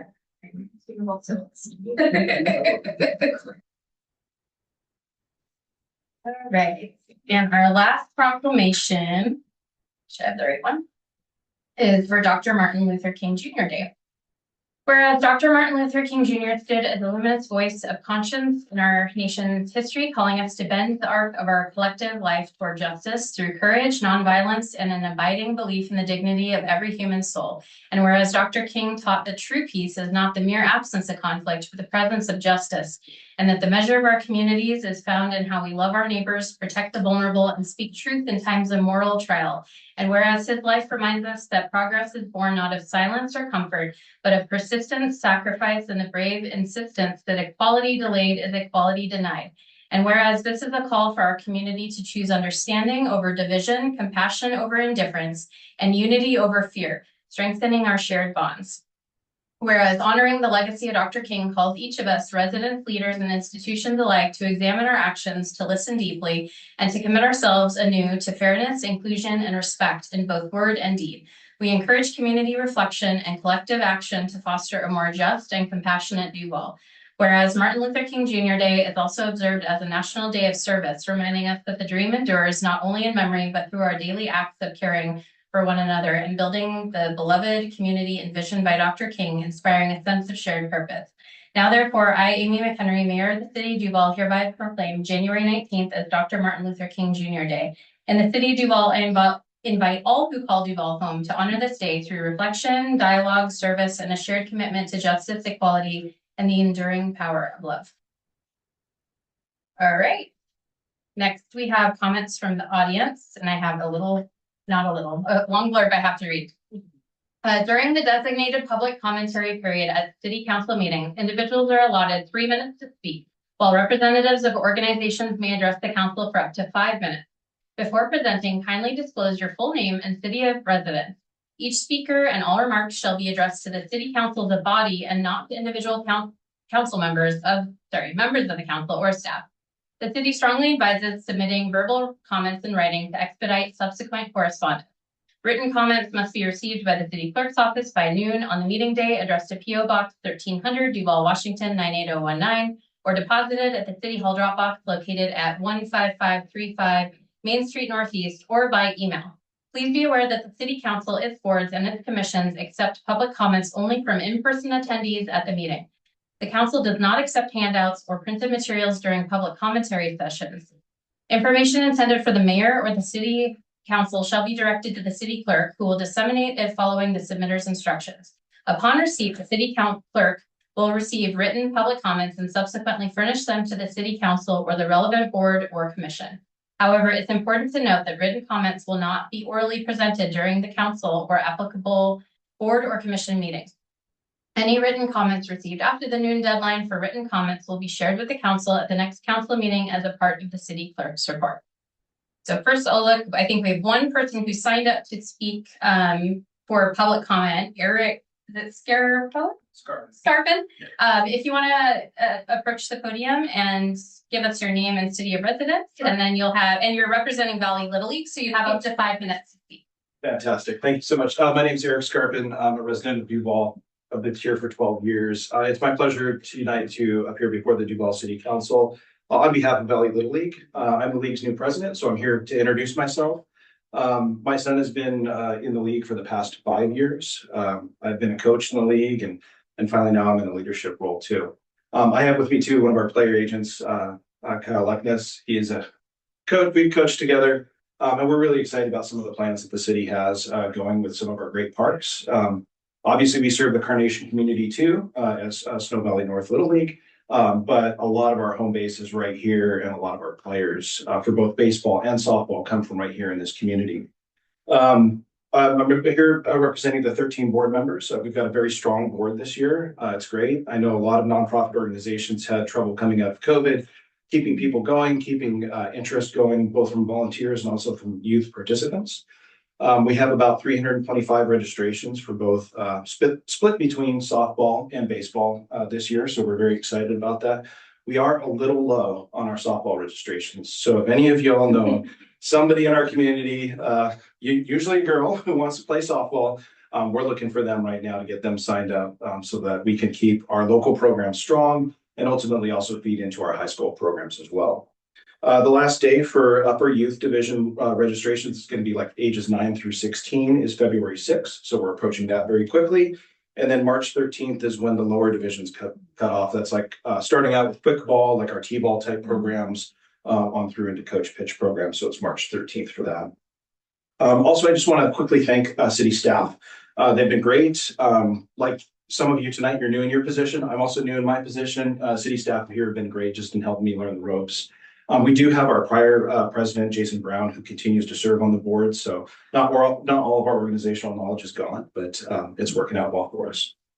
And then lastly, I just want to speak in support of 2 different items that are on the agenda tonight. The first would be agenda item 2602 for the Big Rock ball field expansion. That's obviously something that the league has significant interest in. We know that there's tremendous competition for our fields from all kinds of youth sports out there. Anything that helps improve field access, Valley Little League would be certainly in support of, so that there's enough fields for everybody to go around. And then also agenda item 2604, which will be brought before you as well too. And I remain available to council questions when that agenda item comes forward. Be a parent with Steve, your public works director, so appreciate it.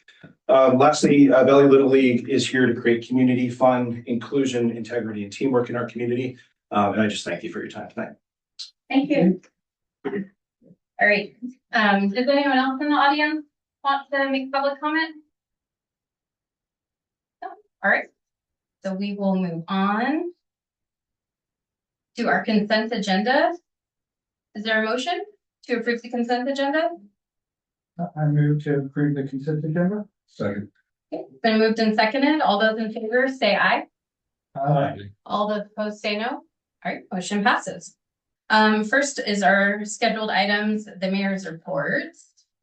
So while I'm looking for my actual printout that I know I had with my list, I just wanted to say, because I realized something I forgot when I was drafting my report was, with the time that passed, that Light of Duval happened. And I think we didn't have a chance really at our last meeting because it was virtual and, you know, it just wasn't a normal meeting. Was incredible. That was an incredible event. I hope everyone was able to make it down. Everyone just complimented the tree, looked amazing, and just everything turned out so nice. We really lucked out with the rain not really happening until a little later. So it was just so apparent that everyone cared so much, every staff member that contributed to that. It was just an incredible event, and I heard nothing but good things and just huge praise from everyone I spoke with. So people are really blown away with the way the lights were decorated down there too. They just looked incredible. So I just wanted to pass that on. That's all I heard all night long. So a few things I have. So last month I began outreach to something I've been wanting to do as I come on as mayor is have a faith leaders roundtable meeting with the mayor. I just have had a feeling this is something that needs to happen. I want to build relationships and connections and see. I don't know how we can help each other. They definitely, one of the churches had helped be a shelter when the flooding was happening and some people got stuck. And so I just thought with everything going on that it's a good idea to start building those relationships, identify those opportunities for future partnerships, and just to listen because they're also really in touch with large groups of people and they may know needs that we're missing and aren't aware of. I'm also prioritizing some other roundtables, sorry, not round groups. For small businesses as well as youth, so stay tuned for further updates there. I've been appointed to the following committees. I don't think I got on any new ones. No, they're all, I'm just continuing on, but now as a member for Sound Cities Association. I don't know if you two have looked at some of the committees and thought about applying for some next year, but I'm on King County Growth Management Planning Council, Joint Recommendations Committee, King County Flood Control District Advisory Committee, and Puget Sound Regional Council Growth Management Policy Board. I've also been appointed to the Sound City Association board for the Snoqualmie Valley seat. So, and I think I mentioned earlier that I just met with Robert Feldstein, who's the executive director of SCA. So just getting to know more about the board and what to expect there.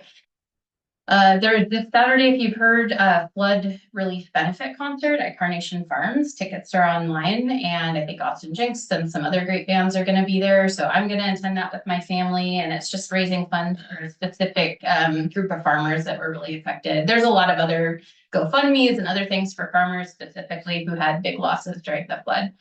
I'm attending the January 14th Duval Planning Commission meeting to get to know everyone. And I plan on doing the same probably with other commissions and boards in Duval, just maybe once a year, just to, check in and say hi. I'm going to attend. Is anyone else attending the AWC City Action Days? Ron, is anyone else know? Okay. Registration is open till July 16th. Okay. If you want to go. Oh, what did I say? July. I'm thinking, I'm hoping it's summer. January 16th. Yeah. Happy to, if you would like to register, please get with John. We just need to know if we have more than 3 because we'll just post a quorum announcement to our website. Yeah, and there's registration would be covered. We have budget for that to cover registration. If I'm personally not staying down in Olympia, I would rather drive. But there is option. I think we have budget for, if you need a hotel and you don't want to drive back and forth. So if you need the link to that, you should hopefully be getting AWC emails. If you need a link, they have all their whole schedule, but just email me and I can send that to you too. I'm setting up meetings with each council member individually in the coming month. I think I've heard back from most of you, so there's no huge rush on that. I just want to connect and start to get to know some of our new people and the ones I've worked with for a long time too. Let's see. Oh, and then I'm still serving as vice president of Snoqualmie Valley Governments Association, which is SVGA. You will eventually learn all the acronyms, don't worry. Along with president, Snoqualmie tribe member, Jolene Williams. The next SVGA meeting is in Carnation, so it's really close.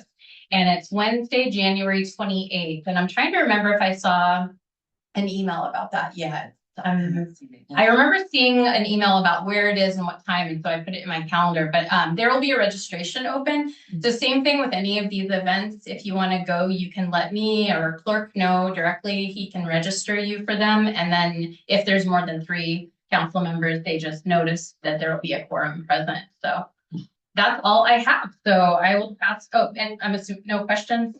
All right, I'll pass it off to our city administrator for her update. Great, thank you. Members of council, mayor, community staff, Cynthia McNabb, city administrator. So here to present the first city administrator update of the new year. It's gonna be a long one tonight. We have a lot going on. So first we'll do the planning update. So, next slide. Trying to identify areas where I think both council, the mayor, and the community have an interest in the work that is happening in the planning department. So we've done different things in the planning department in terms of identifying projects or statistics. I'm taking a slightly different approach and really thinking about the projects and the policies where we're issuing SEPA or notice to the community and soliciting community comments and making sure that those items are front and center in our planning department update. So for the next at least few months while I'm still, double duty here in community development and city administrator, that's really going to be my focus.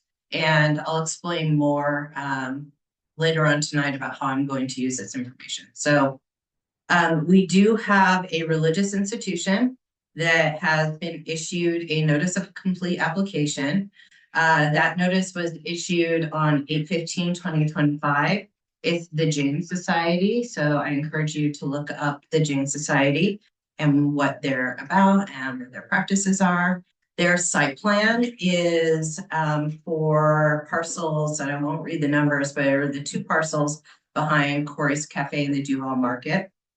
So we've done a first round of departmental review that was completed on September 15th, 2025. We are in our second round of revisions for that site plan. Right now we're working on some of the parking constraints and parking plan for their site plan. Once those different rounds of departmental review are completed and we have kind of a total complete application, then it will move through the planning process, which will include ultimately going to design review and to the hearing examiner for final decision. The next big item is our co-living residential parking code amendment. So council had a presentation from our associate planner, Maddie, last month. We did issue a SEPA determination of non-significance on 11/10. The co-living amendments were submitted to the Department of Commerce for their review on 8/22/25. So we did co-living, those got sent to Commerce. We got a couple comments back. We then sent residential parking amendments to the Department of Commerce on 11/7/2025, and we repackaged those things together because they kind of go hand in hand. They're related initiatives that require code amendments that were part of the 2 years ago, I think, legislative session or amendment last year's. So as of today, the city received no comments from SEPA or the Department of Commerce. So once we redid some of the co-living amendments and then put the new parking amendments in to Commerce's 60-day review, we haven't received any comments. So Planning Commission will be seeing co-living and residential parking have their hearing at the end of January, and then council will get it at the beginning of February. Next slide. And then 2 more big things that are happening right now in the planning department. We are in the process of sensitive area code amendment. Council received an initial presentation of that body of work. The amendments were submitted to the Department of Commerce for their 60-day review on November 17th. The SEPA determination of non-significance will be issued this week, so tomorrow, I believe. And that comment period will run to 1/29/2026. So if members of the public, our tribal community, anybody that gets the SEPA notice and they want to issue comments, they will have till the end of January. And then we're working diligently on our permit process code amendments. Those are required code amendments by state law. We were required to get them done in June of 2025. We missed that deadline, even though we are technically compliant with the permit processing regulations. We do need to update our code amendment. We need to do it promptly. So we're almost done. It is a massive revision to our code to come into compliance. The code changes are quite extensive what the legislature asked of us. So we have a final draft that's going to go to the final internal review tomorrow. It revises section 1408, and then there are related changes throughout the remainder of the code to effectuate the changes in 1408. So it's a fairly big body of work. Those amendments will be submitted to the Department of Commerce for their 60-day review in January, and then we will issue SEPA for comment later in January. Next slide.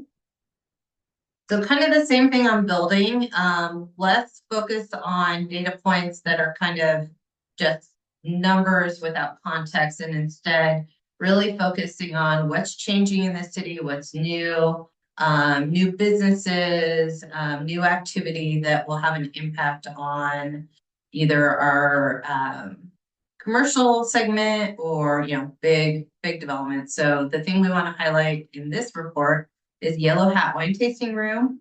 It is going to be in the building that is adjacent to the Park and Ride.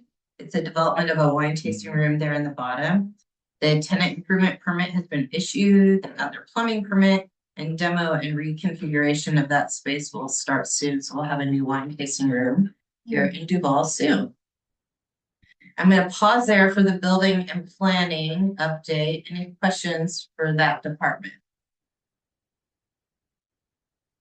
I'm not singing. Okay. Next up, I will turn it over to Clerk Botero for his updates. Good evening, Mayor, Council, members of the public, John Botero, City Clerk. So we are going to have a training on Robert's Rules, which are so much fun. Open Public Meetings Act and Public Records Act on March 7th. We are shooting for between 8:30 and 1 p.m. This training is going to be hosted by Jurassic Parliament, who they essentially do the training for a lot of the state's policymakers.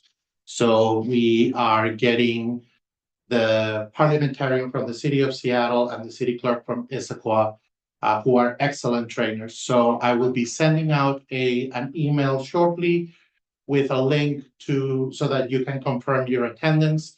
I'm planning to also invite other members, other groups like the Planning Commission, Library Board, Cultural Commission, and Civil Service, and maybe Carnation as well. So please keep that date around, and I'll be sending that email within the next few days just to make sure that we have a set number of attendees. I also wanted to ask if there are any questions regarding the appointment process for the open position in council, position number 7. We have it scheduled for the 20th of January. The interview part, as well as the deliberation and selection of finalists and the swearing in of that finalist at the next meeting. So if you have any questions, or you have questions coming up, just please send me an email and let me know. Or if you have them right now, I'm more than happy to answer them. I'll try my best. Any questions for the clerk? Councilmember Schaefer? Since we only have 2 candidates, we'll just do 1 round of voting, I assume, then is that I correct? believe so, yes. Okay. Because in the past, we've done multiple rounds, right? We've had quite a bigger number of candidates, so that is why. Other questions? Something. Okay, next up is Director Lanchewski to give the Public Works Department update. Good evening, Mayor, Council, staff, and yes, Steve Lanchewski, Public Works. I got a little rambunctious of slides today, so I better go through them. My questions, comments, concerns just coming up lately about all the underground right-of-way activity work that's going on. So I put a couple slides together just to share for those who aren't in the know. So utility locating. So City of Duval, we provide locates on projects that all locate and required by law to provide that information on those markings. So the spray paint everywhere, yes, it's ugly, but it does wear off. But City of Duval does sewer, stormwater, and water. Private locate companies are hired by the other utility carriers, the dry utilities, right? We're a wet utility. The dry utilities, communication, phone, internet, natural gas, power, electricity. They have private companies who do their locating out on the roads. So the left is a little bit of a red hue around the one image, like that's red marks, yellow marks, are power and gas. So the upper right one's water is blue, sewer is green, storm is green. So a lot of activities going on right now in that kind of atmosphere. So next slide. And what we do, there are only two, seemingly you'd think there's 100, but there are two carriers currently in town installing underground fiber ground network, which most people are happy for, that we have some fiber network in town now. But we do have to suffer through the installation in one way or another. So how it works is they come in and they apply for the right-of-way permits. They are required to get a right-of-way use permit to play in our right-of-way. So whether they're drilling or digging, it's either one is fine, but they will pull a permit. What we do more so than most of them have said to us, we require a project manager to be named, 24/7 access for us, A-boards in the project area, constant contact with homeowners and answering questions. So they do a fair job answering questions of homeowners. Homeowners also call our staff. So Larissa and her team, they get maintenance tickets through our maintenance portal. They get calls, phone calls, front desk calls through the clerk's office or our permit center office. So lots of calls coming in, which is fine. So we're here for. But we do make them do a prior work notification, and sometimes we get a little liberal with, oh, we put it out there in September, and well, it's January, so that's not going to work. You're going to do it again. So we're on them a lot harder than any other agency, as they've expressed to us, is on them. We require pre-construction meetings with our staff in our office. We also require regular check-ins on site, and we have weekly check-ins with their team at our office. Traffic control plans and all that is included that to accompany the right-of-way use permit. So a lot of management by Larissa's team on these folks. There's again 2 carriers, but upwards of 4 subcontractors that they have running around doing all their work. So next slide. Can I ask a quick question on that one? Sure. It's more anecdotal, but I've noticed Comcast seems to be a little more disruptive than Ziply in terms of where they block roads or long waits for traffic. Is that primarily where they're doing the work or how they're choosing to execute the work? I just noticed like the length of traffic backups, the interruptions, a lot of it is down on Main Street because it seems like Comcast has started at the bottom and working up, Ziply started at the top and working down. I just was curious if that was more just perspective or if that's actually, if there's any way to manage that, because in some ways, there've been very long waits, in terms of getting through a light or getting to an intersection, which was kind of unexpected. Yeah, and some of those small roads that they are shutting off, they're supposed to shut off when they, we get a call and then we got to go up and handle that. But yeah, I can let Larissa address that a little bit. There's Public Works. So we do have more stringent restrictions on the work hours that they're allowed to have on Main Street, just because of commute traffic. Sometimes they push those. It's like herding cats.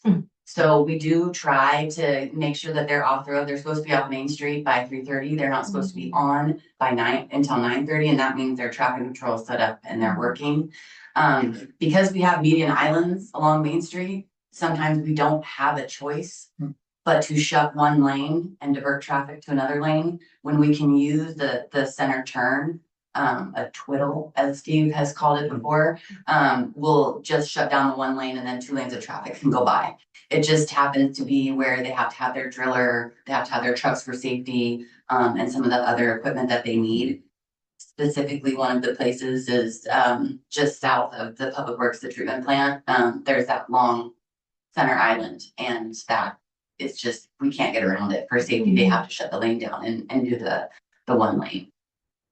That makes sense. Thank you. But yeah, we try to minimize the impact on Main Street as much as possible.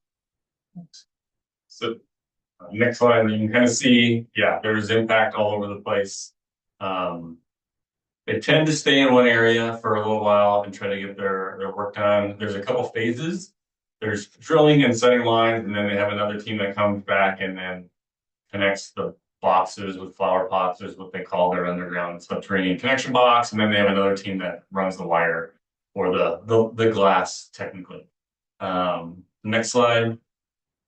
And then just some statistics. So we have issued 132 right-of-way permits for this activity. So every not quite every whole neighborhood, but a couple blocks at a time is its own permit. So we're trying to break it up. So 29,845 feet of conduit was placed by Comcast, 85,000 plus by Ziply. Their goals are a total of 203 and 130,000 feet. So that's gonna be 65 miles of underground conduiting. And then of course, whether you see it on Facebook or the street blocked off with fire trucks, there have been 9 total hits in the year and a half they've been here.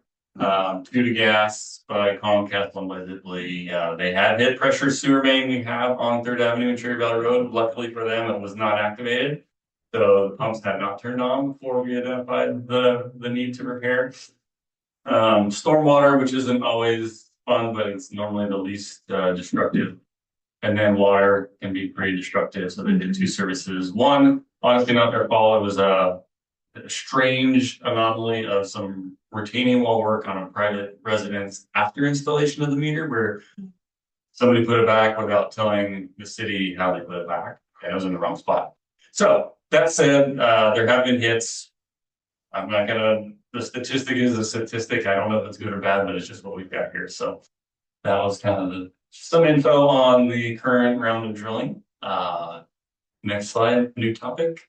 So just for your folks' information, we will be having some 2026 staffing changes with an internal retirement. So you'll be hearing from myself through Cynthia here, changing some positions via some reallocation of duties.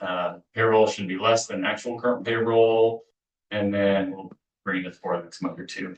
Not trying to force anybody out, so he's safe in that regard, but just trying to make sure that we can do what we need to do for replacement and workload management as we move on from a long time employee.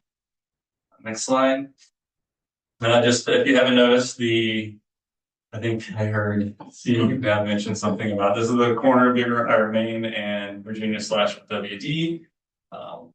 We are responsible for that work, so the crew put that together this last week. We do keep enough parts on hand for try to have 1 set of replacement guardrails at a time, as it seems to be hit every 6 to 8 months. But yeah, that was just this last week, getting that put together. One note on here, I didn't want to put another slide up, but we do have a possible wintry mix Wednesday and Thursday morning. No accumulation expected, but be interesting. Don't hit that guardrail. Next slide. We were kind of thinking about, we put a sign somewhere that said number of days since guardrail.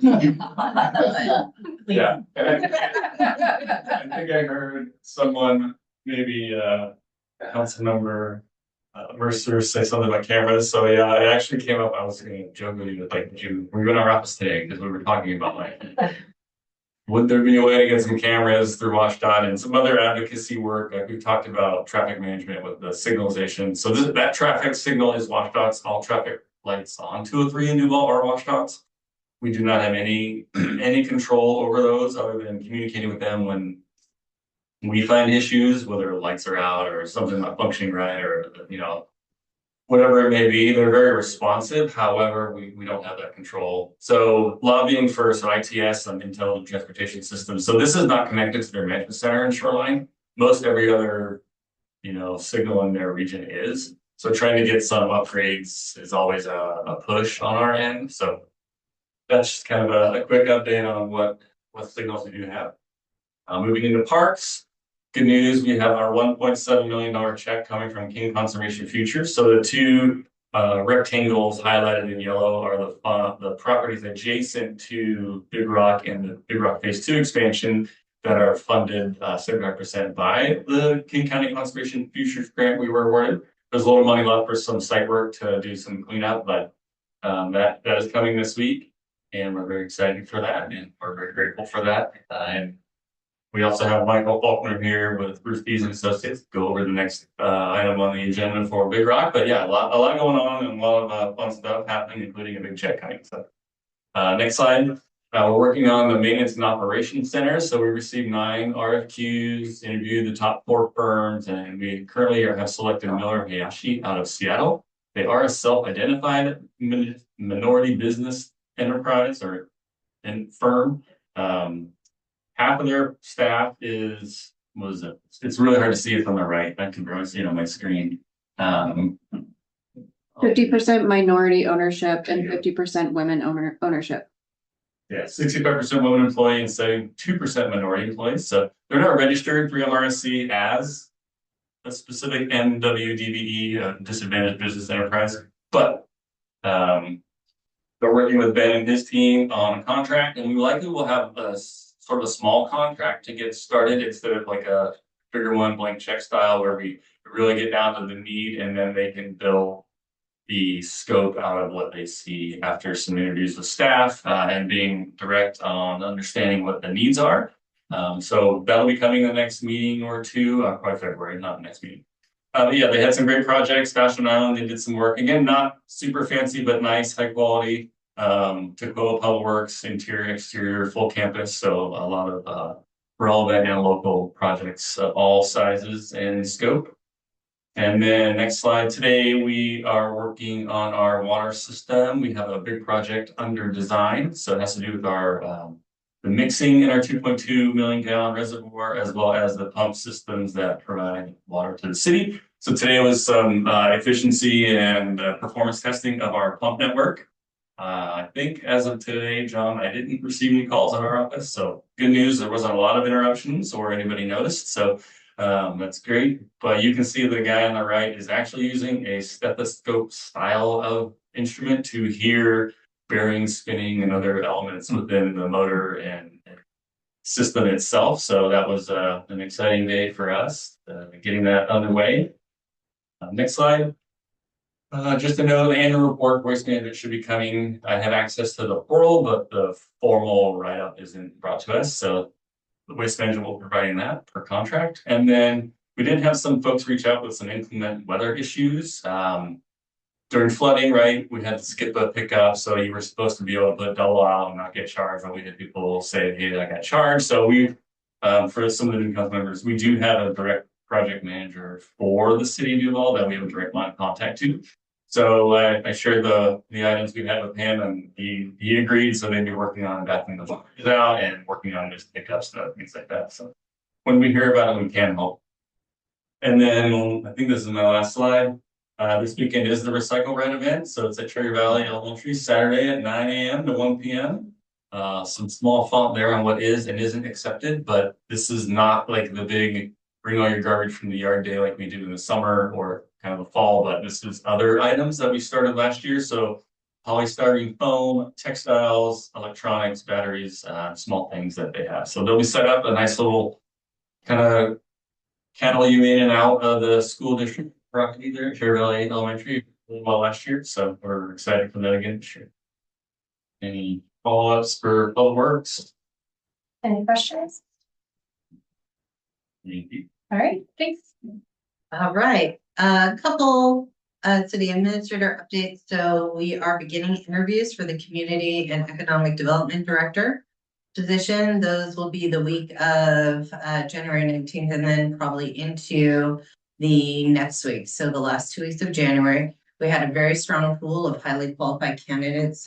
We have 11 that are exceeds minimum qualifications selected, and another 5 that are also strong candidates in case any of those candidates drop out of the pool. So we're very excited about that. And more to come on as that recruitment proceeds. We're continuing work with the University of Washington. We were selected for an Evans School capstone project with their master's program in public administration. So they are working on public participation and research for a potential municipal campus here under the kind of framework of building what matters. So municipal campuses that bring the community together and kind of effectuate systems of belonging is the capstone project that they're working on for us. Beginning this coming Monday, I begin the AWC City Manager and Administrator Legislative Update meetings.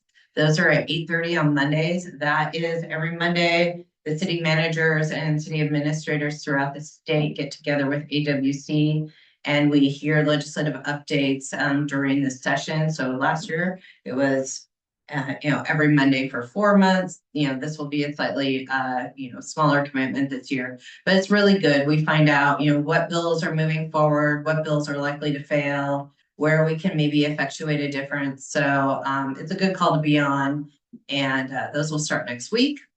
I'm continuing to make progress with the help of the clerk team and the finance team on efficiency upgrades to our HR systems. Last week, we began the launch of online performance evaluation. So yes, up until this month, we have done everything by paper. So kind of an antiquated process. So we're really excited to bring that online. And then the next big upgrade will be the online training portal that we'll do in terms of a software improvement in the coming months. And then kind of out of some public comments, we got some requests for information through public records requests. I'm going to try to take the city administrator report and all the information that you see tonight and prepare a Duval Connect update, which will kind of look like a newsletter that will have a mayor update as well, and put that into a narrative report so that the community can see what happens during these meetings. And so that's one of the reasons why I'm kind of thinking differently about the planning update and the building update is what is the information that the community really wants to know. And so I'm going to try to do that after every meeting. I'll try to post it on the Friday following council meeting, get it on the website. So it'll be posted in the document center. And I do have a question for council. We've had a variety of requests for transcripts. Transcripts are really hard in the acoustics of this building. I don't know if you've seen with closed captioning. It is almost impossible. It's a very old building. We've done some upgrades to the acoustics, but I'm trying to launch an AI platform to take accurate notes. We've tried. It's very difficult. There's other ways to do transcripts, like getting a transcription, but topic for another day. But one thing we can do, which some community members have asked for, is that we post voting information on agenda bills. So how council members vote on different issues. In any given meeting, we probably have between 2 and 7 agenda bills. So it won't be, every topic that comes up in council. So we won't talk about what questions you asked during a presentation. I don't think that that's time that I could reasonably use, but we can certainly put voting on for agenda bills. So I'd ask if council is amenable to listing voting information in this update that I'll begin preparing. I can also just prepare it, as more of the city administrator and mayor update, and we can add to it later. But thought I would ask the question because the clerk takes the roll or takes a vote on every agenda bill. So we could probably fairly easily put that into a community update. Thoughts? My only comments, I mean, obviously it's public information anyway, if someone goes back and watches the hearing, how we vote. I think my only sort of caution would be particularly, some of what we saw coming out of the election, the social media impact of those votes. I would hate to see that it becomes, whether it's, cyberbullying or attempting to influence via social media by making it sort of too easy. I don't want to put the brakes on that without actually having tried it, but that would be my only sort of word of caution. I think we probably, I wouldn't be adverse to trying it, but I think we should monitor, for any type of adverse impacts, because I would hate to see that, again, impact how the council functions going forward. Other Councilmember Schaefer? I first of all, I agree with what Ron's concerns are. However, it is only public information, and I know there's been some requests for the, voting on different agenda bills, and our responses. Well, you can watch the, the video from that meeting, but this would make it more accessible, which I like, and instead of being transparent and having closer ties with the community, I would like to try this. I think, to me, it sounds like a good idea. If it results in some kind of negative, impact, we can, potentially reconsider. But, I think we owe that information to the people in the city to let them know how we vote. Other thoughts? Councilmember Suffer? Yeah, rather than taking a roll call for every agenda bill, often we just have a vote by. I wouldn't want to see the clerk have to take records of who voted yay, who voted nay. I mean, when we have a roll call vote, I could see that being published because then it's usually on more of a controversial topic or something like that. Now that the voting record could show that reflection. But when we vote yay or nay, you know, on an agenda bill, I wouldn't want to see us having to the clerk go down and mark who voted yay, who voted nay on each item. Yeah. Clerk Fitzgerald, did you want to weigh in? I wanted to bring up that when we do roll call votes, those form part of the minutes. So like, you know, it has the name of each council member and their vote on that. Other than that, it would say, for example, the consent agenda is a great example. Everybody voted aye, so it will say it passed unanimously. So that would reflect that particular voting record for everyone. Councilmember Olin or Kozlowski or Wiggins, did you want to weigh in? Go ahead. I think the last one is a good idea, this Duval Connect. You know, I feel like we should have done that last year, to be honest. Question though, and I hope it's not too much work for you to start. I fear that you're going to go down this hole and this is like going to be a lot of work to me. I have the same fear.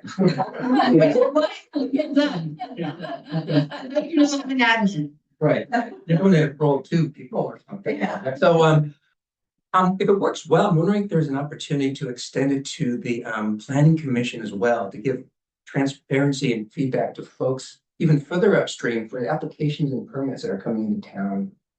Something to think about if it works out. Yeah, so what I'm hoping is that the city administrator report moving forward, particularly for the planning department, is going to reflect not pre-applications because those aren't real yet, but every notice of complete application will now be part of the city administrator report.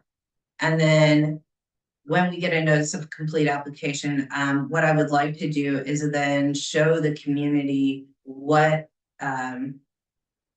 type of review that particular application will go through. Because some applications for like a large community development, like a big housing development, that's going to have a council process as well as a hearing examiner process.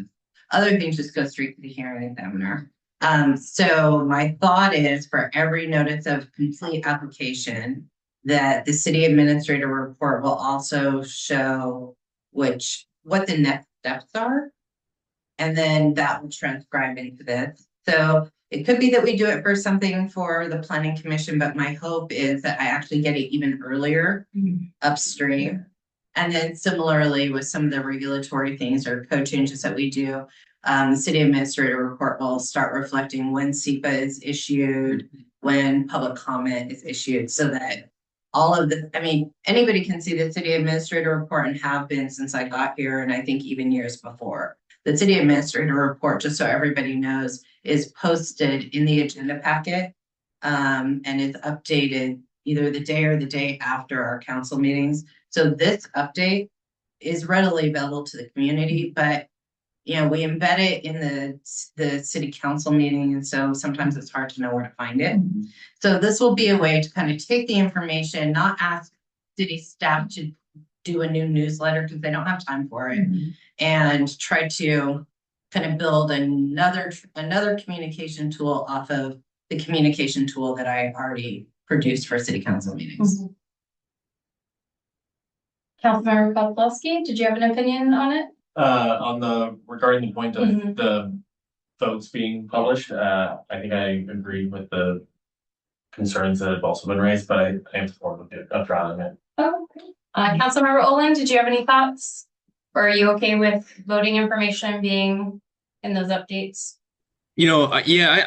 I'm all for transparency, and I feel okay about that. I'm a little concerned about kind of as Council Member Mercer had pointed out, there was a lot of animosity in the run up to the election, and that may just have been election related, and things were more politically charged. One of the concerns I would have if there is a dissenting opinion or somebody, votes in another way, I just, whether it's targeted or not, I would also hate for anybody in the public to feel that we're not representing them or we're not accessible in some way or they just see everything in one particular way.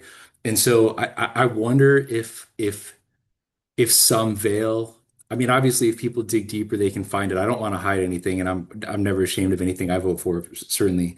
Um, I like potentially the idea of publishing the votes, if it's 5-2 or 4-3 to show the public that this was not an easy issue, that the council was divided or council wholeheartedly supported this or that. And so I think there's power in showing the number. And I'm open to the experiment as well. I mean, we can try it, and if we start seeing that people are reacting negatively, but I hate to create that divide, and I hate to create sides and people feeling in different ways. I think that's one of the neat things about council is that we can come and we can all sit down and we can express different opinions and we can vote in different directions, but we all support each other, and that long term we speak with one voice. This is what council decided, and so that's what the vote reflects. And so there's something unifying about not necessarily publishing names next to votes. But again, I want to avoid any sense that I'm trying to hide behind anything, and I would never hide my vote. So, but that's kind of my take to it. I like the idea of posting the numbers. I'm a little bit on the fence about whether or not to post names, but I'm open to trying. That's interesting. How do others feel about just numbers versus names? I'm assuming that would be your next question, maybe, or what your thoughts are on that. Councilmember Sepple. For that makes sense. I mean, because all it takes is one person out, not even in the community, outside of the community, to look at the voting record and start piling all this email stuff at you and Facebooking you and trying to primary you and whatever else that may happen. If they really want to see how you voted, they can look at the public record, the video, and watch. I would just interject super quick that just logistically in the layout, I'm wondering for some votes it might add quite a bit of length to the newsletter. So I mean, it is an interesting thought to just post whether it's unanimous or if it's 5-2 or 3-4, and then that would be a trigger for someone to say, oh, that was not unanimous, I'm curious, and they know exactly where to go look it up to hear the discussion around the votes, which might lower the temperature on that animosity, because they would actually be listening to the discussion, hopefully, that you all had leading up to it, and that it was not, a sides kind of thing. And I don't know, other thoughts, Wiggins? No, after hearing what you just said, I will go ahead and lean towards posting just the numbers, not the names with the votes. But Councilman Would there be any objections to that, or does everyone feel okay with that approach to start? I mean, you could always change it later. Yeah, I think it addresses sort of the question about sort of what the motivation, why do you need to know the names? Because I think the other piece, and I'm glad you called it out, Councilmember Oling, was, in the council procedures, but even as more broadly, once we take the vote and the vote's made, it is a council vote. So that decision is the decision of the council. It is not an individual council member. So really, the only reason you kind of know is to kind of go out like, well, why did you vote this way? Or I think the same thing could be accomplished with the numbers. If it was a 5-2 and you thought it should go the other way, then you still approach, the feedback is about the policy, not the individual who voted a certain way. But again, either way, because I think the other call out is the intent is not to hide anything. The acknowledgement is, this is an open record regardless. It's just a matter of how much friction we remove and also what the intent of that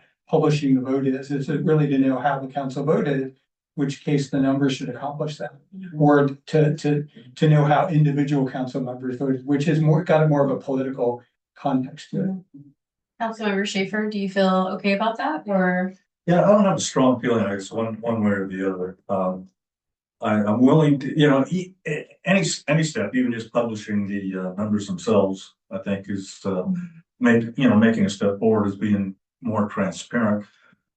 I think we should pay attention to comments or requests that we get related to this. So if we start to get a lot of requests for individual voting records, we should reconsider at that point. But I'm willing to try anything. Yeah, and I would share one data point that I would bring back to council in terms of deciding or asking you all to pivot is if we're seeing public records requests that are attached to voting records that are kind of the, what I would call kitchen sink ones, where it's any and all communications that ever happened for the last 10 years by this council member. Those are incredibly burdensome on staff. We have a very small clerk team. It's John Kelsey and Jonathan. And this year we have hit, I don't know if it's peak, but it's a very high number of public records requests. So if we're seeing spikes, I'm certainly going to come back to council to talk about the workload that's associated with that. All right. Thank you, everyone. That was a good conversation. So for those of you that came, thank you. We held our first annual New Year's Eve celebration at Depot Park on New Year's Eve. So thank you to the public works staff that worked that event. Finance manager Brian also came to help. Rita and I worked. It was very positive. We had about 100 people. We ran out of everything. So Rita and I had no idea like who was going to come and how popular it was going to be. I did a craft table, and I had these little star wish wands. I ran out almost immediately. Apologies to the public works team who had to pick up little jewels off the park because I was excited about that. But it was great. Most people who attended asked that we make it an annual tradition. It was an idea of the Cultural Commission, and it really came together nicely. Members of the community were able to walk down to Depot Park with their kids. We had a DJ, and the toddlers were dancing in the little pop-out area. It was very, very cute. So we're really excited that that was a successful event. We are in the second year of the Port of Seattle grant, and just wanted to update everyone on what is planned and what might change. So we have heard back from the Chamber of Commerce. They're excited about the Art and Wine Walk. So we have $10,000 from that grant to specifically partner with the business community and the Chamber of Commerce to do that event. We have $5,000 to invest in toddler time equipment to pair with our family game night. And then we have another $6,000. It was originally, and it's money. So the way the Port of Seattle grant works is it's $40,000, and it is a shared grant. So $20,000 of it is Port of Seattle grant, and the other $20,000 is both capital costs or hard costs and soft costs that the city has to contribute to a 2-year set of activities that are approved by the Port of Seattle. So the $5,000 is city money.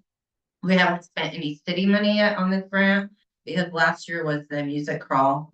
And $6,000 is also city money. And that was to activate the visitor center. So we were going to maybe rebuild the thing down here, the little bench area, and try to create some space for eating out there. Wanted to float it by council. Rita and I have talked, and we were thinking about going back to the port and asking to redeploy that portion of the city spend to programming for National Hispanic Heritage Month instead. The next slide will kind of show the idea.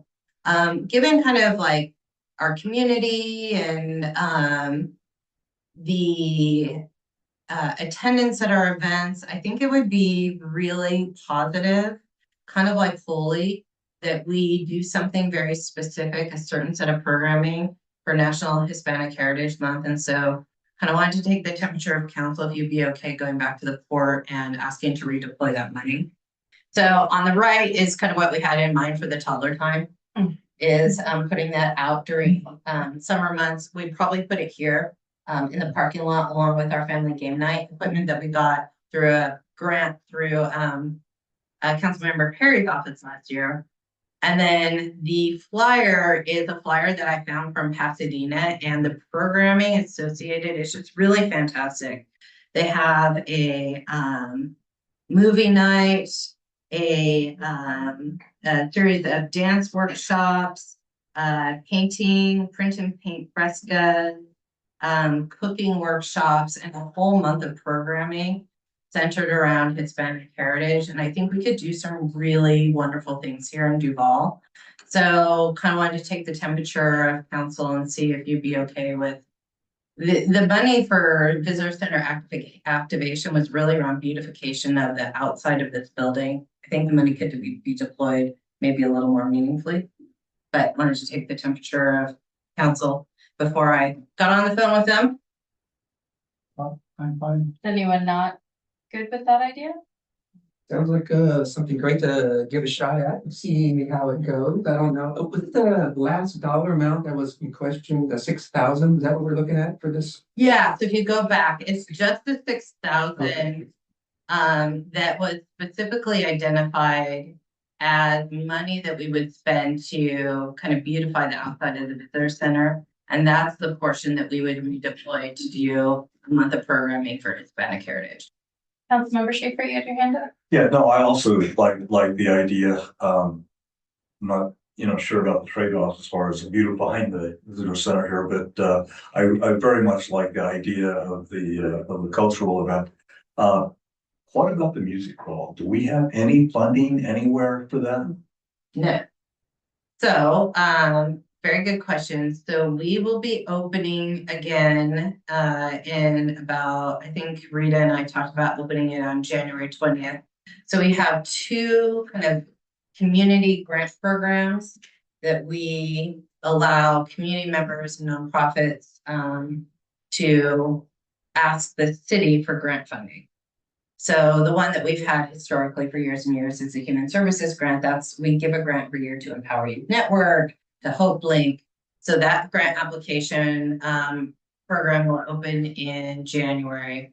And then this will be our third cycle of it, is the Economic Development and Tourism Grant Program. Now, in 2023, that program was fully funded. And we were able to give out quite a bit of money in grants for tourism activities. In this biennial budget, there is no money for economic development. So last year, when we opened that grant program, we opened it knowing we would have to do a budget adjustment for any grant applications we said yes to, and we did. We gave out $11,000 to Duval Days, the farmers market. Nobody here probably remembers everything else. Duval Days Farmers Market, DFA for Sandblast. And there was one more grant that we gave last year, and it totaled about $11,000. And we did a budget amendment to accommodate those grants. So when we reopen the Economic Development and Tourism Grant opportunity, it'll be the same process. We have no money in the budget for it. That doesn't mean we can't make a budget amendment if organizations come forward with an economic development or tourism idea. They can apply for a grant, and council, we'll have to reconvene that subcommittee because it used to be Councilmember McHenry, and Councilmember Supple, and it was Councilmember, no, that was Human Services. Economic Development, Schaefer, and that one. So we'll have to reconvene that committee and reconstitute it. So that is, for now, the only program that the city offers that would allow the music crawl to happen again is if Morgan Henley or some group applied for a grant through that program. Mayor Pro Tem?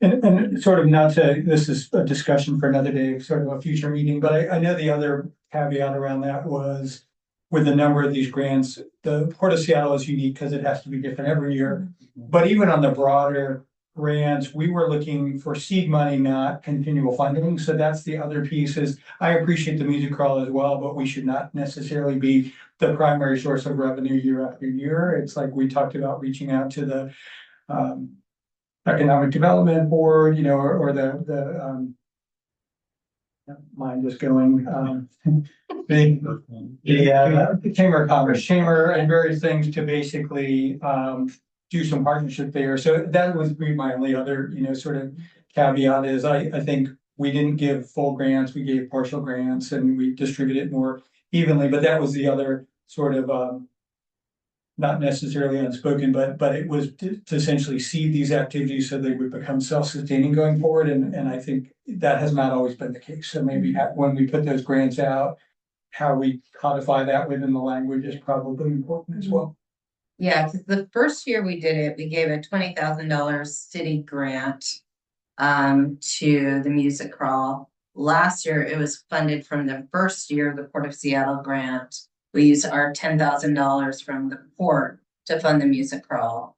And so Port of Seattle does not allow you to repeat ideas. They kind of have the seed mentality too, is they will give you money to start an idea.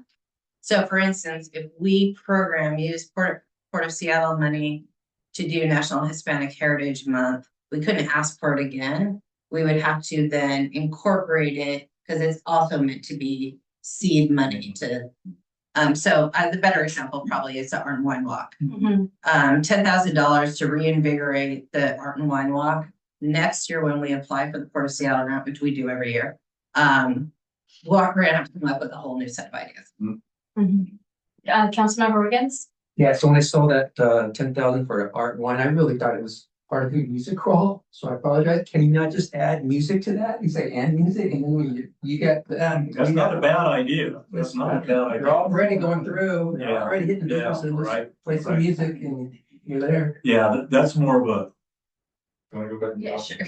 Don't understand. The Art and Wine Walk could be a one day event, but I think incorporating music into it is a terrific idea. Well, it sounds like you have consensus to go ahead and ask for that change. Thank you. And then I think that was it. Any questions for me? It was a long report. For our new council members, I do not normally talk as much as I do in this particular meeting. All right. So with that, we'll move on to council reports for our newer council members. You don't have to have a council report if you went to an event or attended a meeting, have any kind of update, or if there's something going on in the community that you've heard about, that's all appropriate to bring up under council reports. Are there any council reports? Okay, well, we will move on. First up, we have Agenda Bill 26-02, Big Rock Ball Field Improvements. Since it is a new year, I just logistically wanted to point out here, in the past, when we went through Robert's rules, we talked about opening with a motion before we started the presentation and discussion. And if council wants to be a little more stringent on that, I would welcome a motion for the agenda bill before we start, unless there's a. It's not. Is it not for- There's no Okay. decision. I wasn't sure because it still had an agenda bill number, but I saw that it wasn't We're like, just getting so started. we don't have a formal decision needed. So we don't need to do it on this one, but on the next one, Under new business. New business, then we'd have to, okay. So I will turn it over to Director Laniszewski then. Good evening, Mayor, Council, staff, citizens, Steve Laniszewski, Public Works. We have our design team representative here in-house. Michael Faulkner is with Bruce Dees and Associates, and Ben Retzler, our capital program manager, is here as well. Today is intended to be an update. We're at 30% design. It's time to start getting secondary designers involved and our specialists. So we really want to make sure everybody's comfortable before we lock in designs that are more costly to unwind. So with that said, we're going to go over a little bit of the history of the project, where we are, kind of some of the massaging we've done to get to where we are. But just know when we started this process, Michael and his team were on the preliminary design work that we did. That was a $25,000 grant with, I think then it was still Snoqualmie Valley Little League. But that said, the same Valley Little League representatives are with us today in their new form. So there's some history. We want to make sure too that you folks understand we had a large community survey that had some of the most responses we've ever had on the survey. So that was fantastic. And those responses and working with staff are guiding the layout and some of those hopes and dreams. And they're a little bit wrapped in here, but the goals that came out of that, like reducing the environmental impacts, maximizing recreational opportunity, and then maximizing a number of types of recreation opportunities, kind of one of the complaints, like, oh yeah, the ball fields, we want other stuff, right? So tried to work in as many other features in the space as we can. The existing field is just about 10 acres. The new property is almost the exact same space, almost 10 acres. And then in part of this process, because when Michael's team was hired, we didn't have the adjacent 20 acres on top of the 10 we already had. So trails are going to be integrated into that work and whatnot, but that's some contract amendment stuff will come out too when we get down the road here soon as we are bringing this forward. But I think the statistics were interesting on the surveys, like 50-50 split on passive versus active rec. So, you know, fulfilling that with trails and one new field, and we have 3 fields, and all the other features are going to be, I think, highly liked by the community, and the variety is going to be great. So I think that's about all I have. So we're gonna let Michael, I think I don't know if he's still here, go putting up to him, but Yeah. Michael, and he'll take over from here.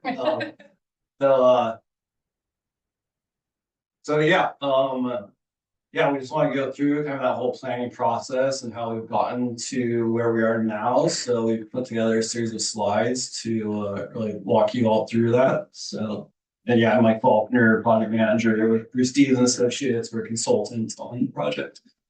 So we got that first slide. So as part of that 2022 master plan, we initially came up with 2 options you see there on the left. So one was focused on balancing new sports fields with other community recreational components, and also looking to preserve the natural character and the existing wetland and mature trees on the site. Option B really looked at maximizing the athletic capacity with 2 new fields, which would require filling the existing wetland and taking down a lot of mature trees, and would really just be focusing on making this as a sports complex. So yeah, Steve mentioned that I went out to the survey and we had a great response, 752 responses, and there was a fairly strong preference towards the more balanced option A, which you see enlarged here. So at that point, some of the key components were improving field 3 with lighting and turf to make that more usable during more times of the year, more times of the day, adding the new multi-use field, playground expansion, expanded parking, trails, picnic shelters, pump track. So that's kind of where we started a few years back. So again, this is just showing that. So we started with these 2 parcels, 0250 and 0260. So that's about 19 acres there that we started with. And then the next slide will show the expansion. So CA has been successful in purchasing land to the north and south of the property. So we're now working with 38 acres, which has allowed us to expand the program as well. So we're now looking at also including a splash pad. We've been able to increase the parking by quite a bit. Parking wise, we started out with 124 parking spaces there now. So the previous option had 216, and this now shows 255 parking spaces. We have a much better entry. Now looking at volleyball courts, multi-use sport court, and likely a new restroom and the potential batting cage as well. The next slide will blow this up. Show you a little bit more of the layout, so you can see the new entry there, the internal loop drive, frontage improvements, new sidewalk along Big Rock Road. So lots of trails through those properties that were purchased with the Conservation Futures funding. There's some wetlands on the site that will be protecting, along with a lot of mature trees. You see the overall layout there at the south. You see where the future maintenance and operations center will be. So it just shows the overall layout here: sport court, volleyball, restroom, splash pad. This next slide, we start to get into field dimensions a bit. So dimensions for fields 1, 2, and 3 will stay the same. But the new multi-use sports field, that will be a 300-foot outfield and a 330 by 195-foot rectangular, multi-use sports field, so larger and more versatile than anything you currently have at the park. Volleyball court, that's a standard universal dimension. Basketball court, that's like a high school size. And then that can also split into 2 pickleball courts, which are also standard universal size.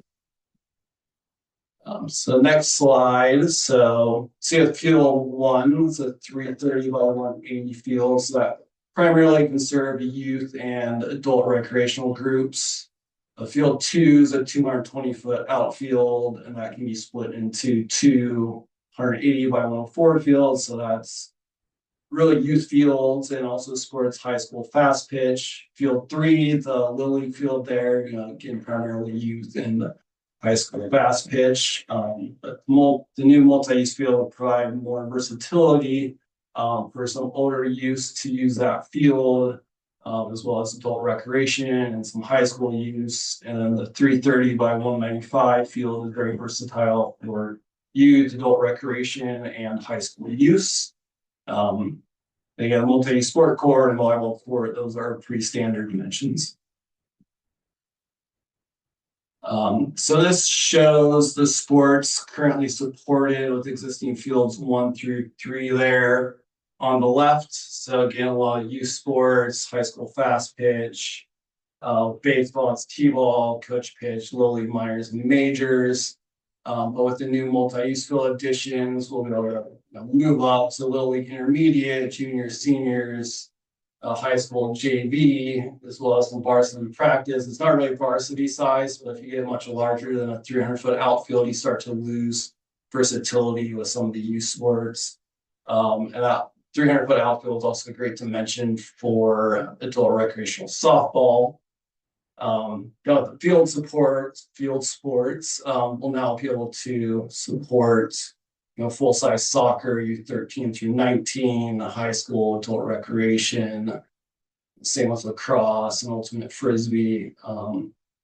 So we'll still be able to support all those youth programs, but this gives us versatility to serve some older age groups in high school and adult recreation.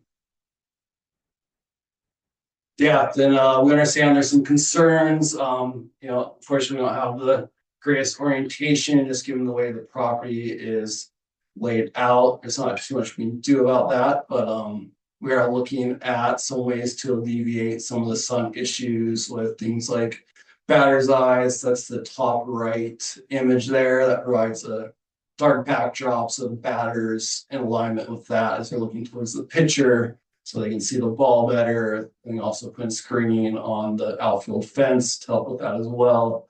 Also looking at trees behind that outfield fence to help with shading and screening.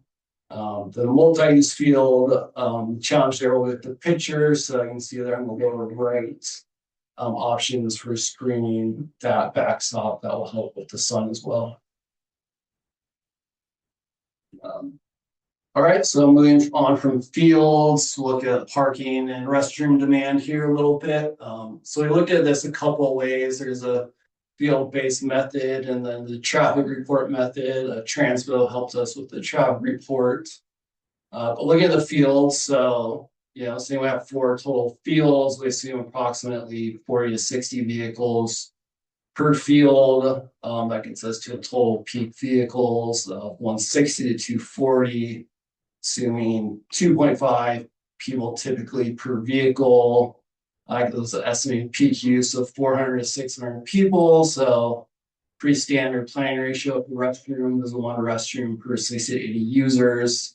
So that leaves us at 8 to 10 restrooms. We currently have 4. So we're essentially looking at doubling that capacity.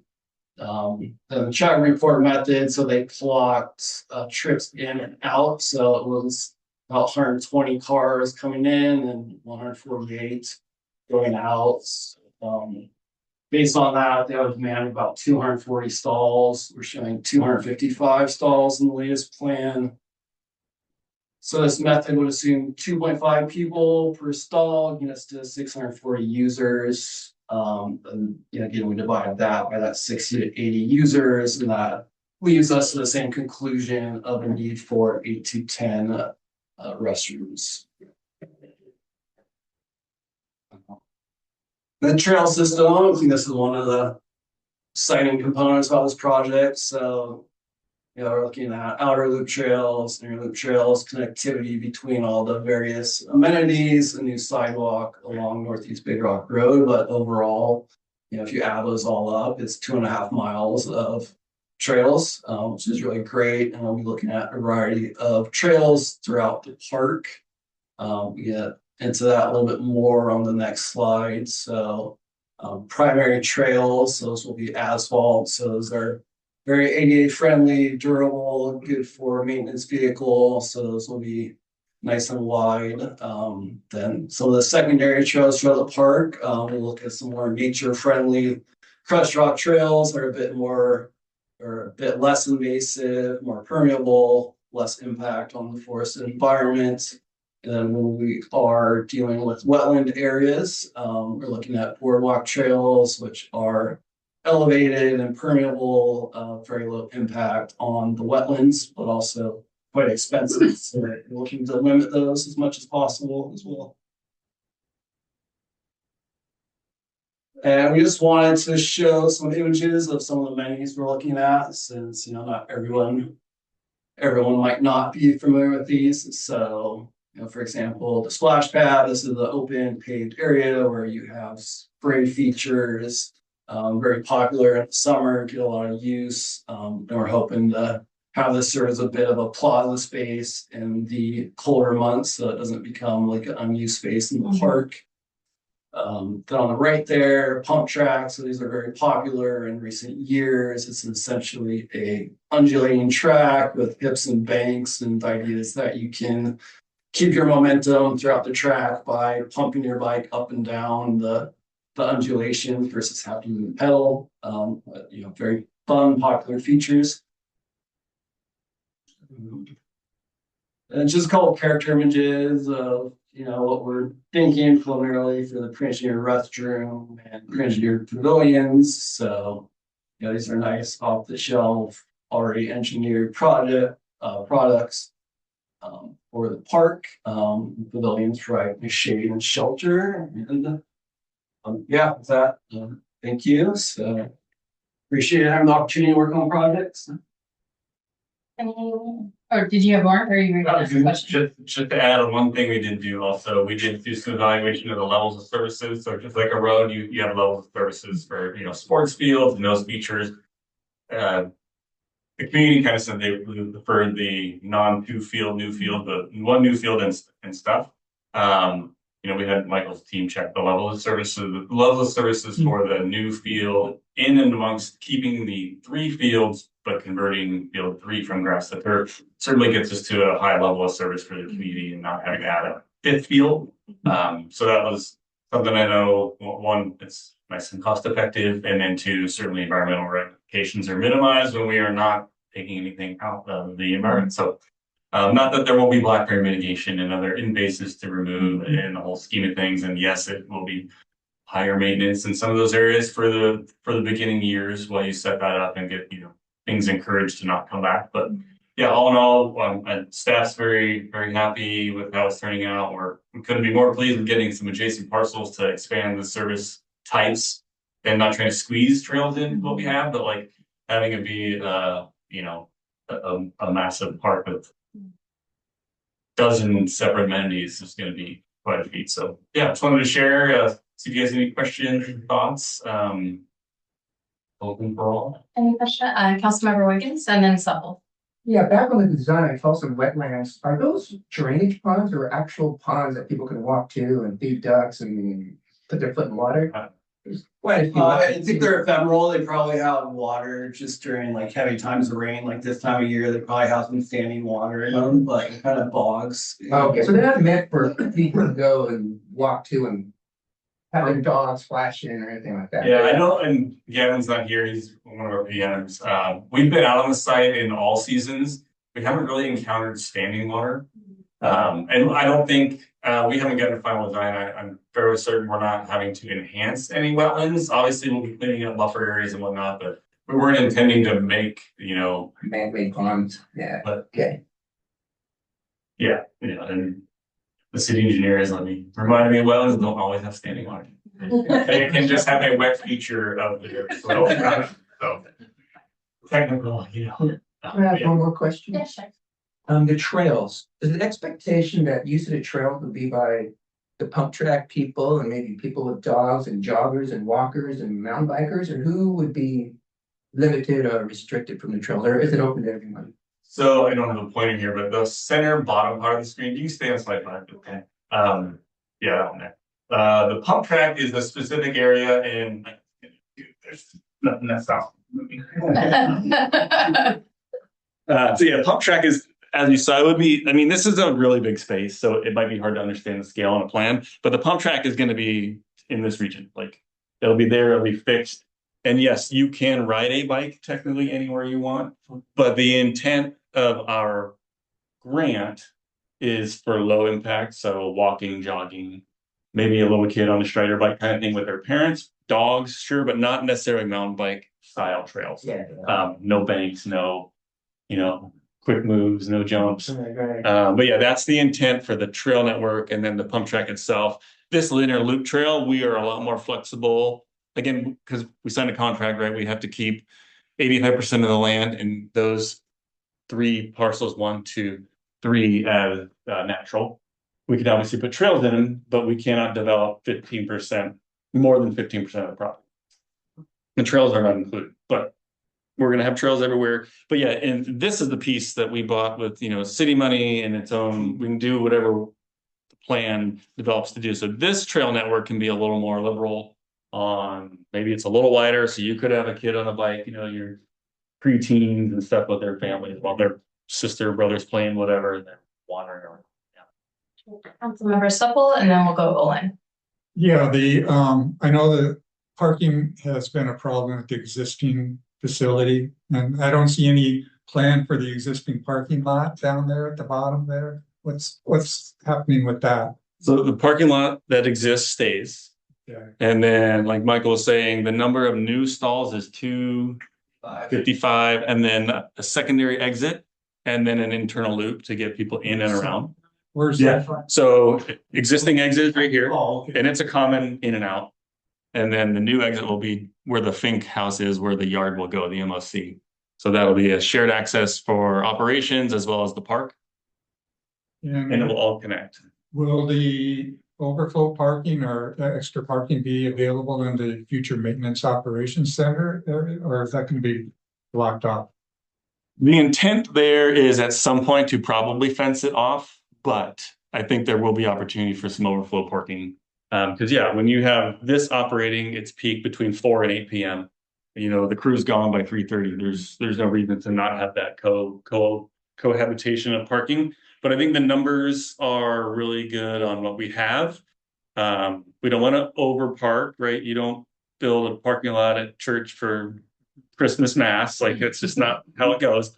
But providing more opportunities, and I hope you all as council haven't received many complaints, but the last 2 to 3 years, we really worked with the users, specifically soccer in the fall, where parking was really bad. And it's the littles, right? The 7 and unders, they bring more people per vehicle or more vehicle per kid than anything else because of parents, one coming from work, grandparents coming because they can, and they're crazy drivers of trips. So we have moved them to Two Moons. So they're down in the new Toll Brothers subdivision. So the little kids are there. It's grass. It's perfect. It's in and out, all kinds of access.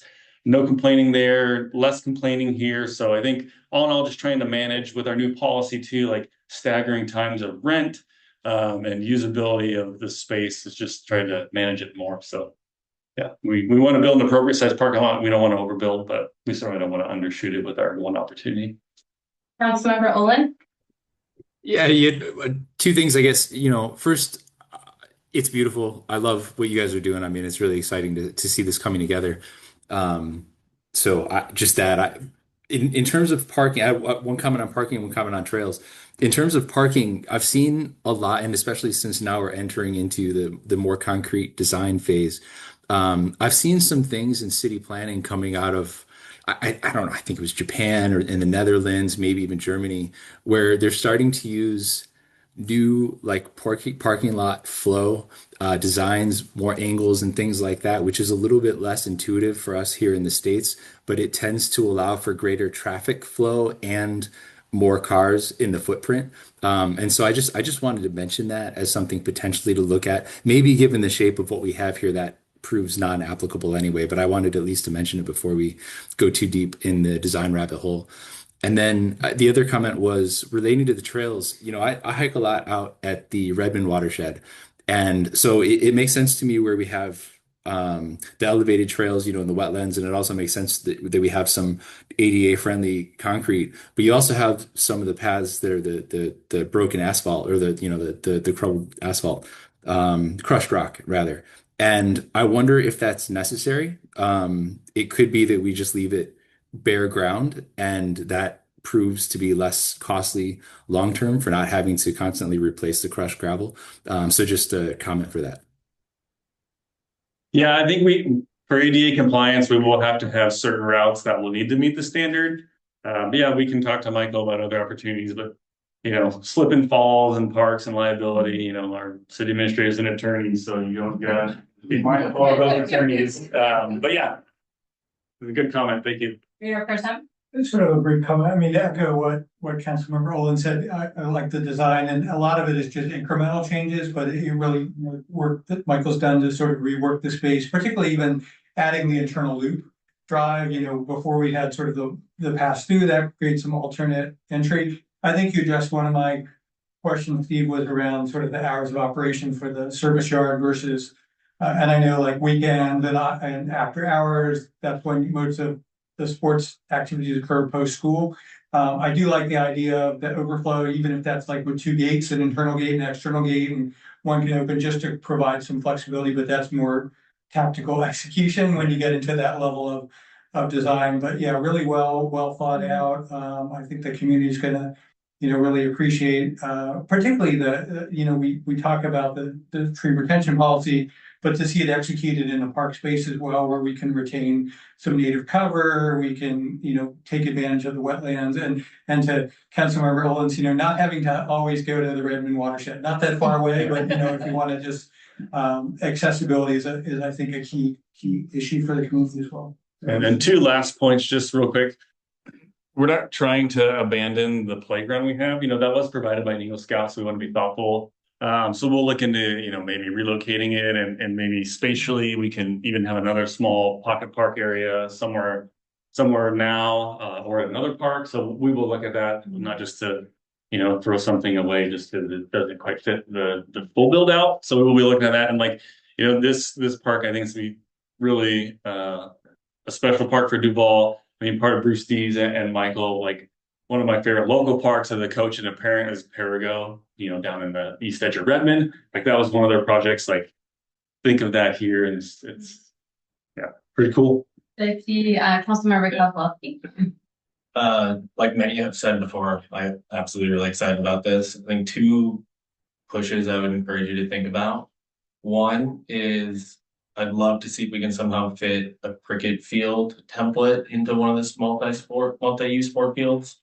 The reason for that is the closest one for Monroe is I think over 30 minutes away, and the one closest to us is on the other side of Redmond. So we go back to the earlier conversation around getting King County money. I think that goes a long way in helping make that case. Yeah. The other one would be if there's a way to make the pump track be reservable. Not for everyone, but during one of my planning commission meetings, there was a biking group that came, and I think if we have one there that they can host events, from what I recall, there's nothing nearby, and not only would bring in tourism, but I think also helps to the other point of making the case to King County to get grant money as well. So they'd be like my two pushes. Yeah, I don't know about reservable per se, but like with the skate park, when that was new, we had a couple of events like that where it was like, this is going on, but we want to encourage people to come and see what's going on. But yeah, just different clientele, and we can always change creator on the policy. But yeah, those are good points. Just a point on the cricket field, we do rent cricket, which is great. They're there usually Sundays, and they book most of the day And they're very organized, and they kind of grow as the diggers on. It's like little kids, and then next sets up kids and the bigger kid. But I don't know if Michael knows it off the top of my head, but the distance of a full field for cricket, and it's quite not symmetrical, it's more oval. I think it's 460. It's a huge number. Yeah, that's right. Wow. It's close to 500, right? But if that's 300, like they're huge. I don't think- and they're very happy to play here. And they do a great job, and they set their fields up and have it's very organized. They're very funny how they come. And roll their mats out and they're watching cricket. I don't know cricket from just watching it now. It's very entertaining. But yeah, it's a huge home. And I know we are getting a national cricket team in the Seattle area too. One of the 12 cities that's going to have national cricket. So yes, good thoughts. We do engage them, and they're part of our group already. But it's Schaefer, did you have any thoughts or questions? Yeah, well, I have some thoughts. I'm, you know, just like it's been already stated, I'm super excited about this whole project. Considering where we were just a couple of years ago with the single, you know, the one piece, just the three fields, and this type of expansion, getting the community input that we did, all the work that Steve's team and our consultant has done with us, the likelihood of moving the whole public works department up there adjacent to it. This is just such a perfect fit for the city. It's really the crown jewel of our parks. And I think, as we all know, this is probably about it for Duval, because we just don't have the land or space, anything that's even reasonably flat, except this. So this is just going to be a tremendous addition to the community. And as far as economic development, it's going to bring in, you know, a lot more people than it already does. And then we not only get the rental for that, but they come in and spend money in town too. So all that's very, very positive. And we are still working on the piece to the north. It's very convoluted with passages of owners and next of kin, and so we are still working on like a third access, which would be, you know, foot-based access. But yeah, still, just so folks know, we're still looking for the north. Well, I just want to say this is just incredible. I love how many different special interests are squeezed in, and I think it'll make a lot of people happy. I mean, I can't think of one thing. I'm sure maybe we could think of one thing at Smithing, but I also, you know, I'll throw this out. I don't know how applicable it is to this trail system, but it was really interesting. It was something from the NLT City Summit in Salt Lake City, and I think we were on the same mobile tour for this. Their trail system, and again, it's not super applicable to this necessarily, though you could take a version of it because you're talking about different types of trails, like ADA, things like that. Utah has started, and I think maybe it was specific to Salt Lake City actually, but it's probably expanding into more Utah, how they are color coding or labeling their trail types. So they want to encourage as many people to get outside as possible, but there can be really dangerous conditions in the most extreme sense, right? So you want, if you're a beginner, you go here. So some kind of, you know, trail map when we get to that point and labeling what is ADA, like here's the ADA trail, don't go up to the Outlook, that maybe that's a gravel path, you know, something like that, just so that people are aware before they start on a trail. It may seem a little silly at first because it, you know, it's a big system, but it's smaller in comparison to like the Snoqualmie Valley Trail and such, but just something to start thinking about labeling and making sure people really understand, you know, if you're riding a bike, please go this way. This is the best trail to take, that kind of stuff. Were those kind of coded like skiing, green, ball? Like orange. Yeah, because for biking, they had levels of when you were starting. Kind of intuitive colors that make people understand, like, this is good for kids, this isn't. I think we have some cloud, but we haven't checked it. So. Yes, anytime you have an hour or two or three. All right, any other questions or comments? All right, thank you so much. Thank you all. All right, next up we have non-represented staff, council members, and mayor's compensation review with our city administrator, Cynthia McNabb. Hi, thank you. Good evening. So this will be quick. There isn't an app tonight. This is information sharing. So I wanted to give a little background. When we go into contract bargaining, so collective bargaining with either the Teamsters, which represents about 80% of our employees, or the Duval Police Association, which represents all of the officers in the police department. That every cycle, so whether it's 2 years, 3 years, 4 years, depending on the expiration of a collective bargaining agreement, we have an opportunity to look at the wages and classification of those represented employees. However, we have about 12 non-represented employees in the city, and so if we don't have a cadence for looking at the compensation for those non-represented employees or the mayor or city council. And so in 2025, I took the opportunity to do a compensation review and just put together data for the mayor, for city council, as well as the non-represented city employees, excluding myself. I did not do a compensation review for my position. So you have in the packet some information. So the first page kind of talks about the methodology and the threshold considerations. So what you look at when you're doing an external compensation review, that's kind of the first start. Where are the positions set to the market? Our market is somewhat unique. We don't really market against the private sector, so we usually do public sector to public sector assessment. And then trying to find the medium midpoint for cities that are like Duval is also fairly challenging. So what I did is I looked at the entire state. King County's salaries, King, Pierce, Snohomish salaries are somewhat inflated relative to the rest of the state. The size of the city, matters as well. So I took a look at cities between 4,000 and 15,000. Duval kind of sits at the middle as the cutoff. Anything below 4,000 just isn't a comp for Duval. It's too small, particularly if it's in Eastern Washington. That's not really the market for our review. Likewise, anything above 15,000 gets a little bigger. Certainly there's more sales tax, there's B&O tax, so those cities tend to look a little different than Duval. So that's how I set the comparable cities that I looked at. And then the methodology looks at, you take all of the comparables that you find and you look at the median midpoint, and where you start to assess whether or not you need to make range adjustments is if the salary is, within 1 to 3% of the market. If the median midpoint is over 5%, you kind of take that off the list. Like, that's a nice market cushion. You don't need to make adjustments. You would want to look at it again in 2 to 3 years. So I did that for every non-represented position. And what you see in the packet is the result of that assessment. And there are 4 positions that are in the range where you should take a serious look at setting the salary differently for those positions.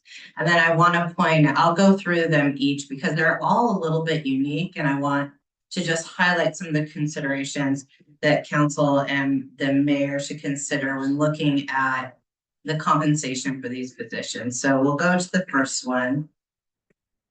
So the finance director position, in very small cities, that's often combined with the city clerk in extremely small cities.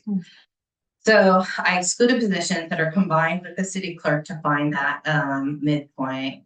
I looked with a mix of cities. So one of the main considerations for Duval is you can have a city like Woodinville that could be considered a comparable based on location in King County within the population. But interestingly, Duval is actually more complex because we have utilities. Woodinville has its own utility district. So we also had to look at, is a finance director operating a city that has these lines of business that other even larger and more complex cities don't have?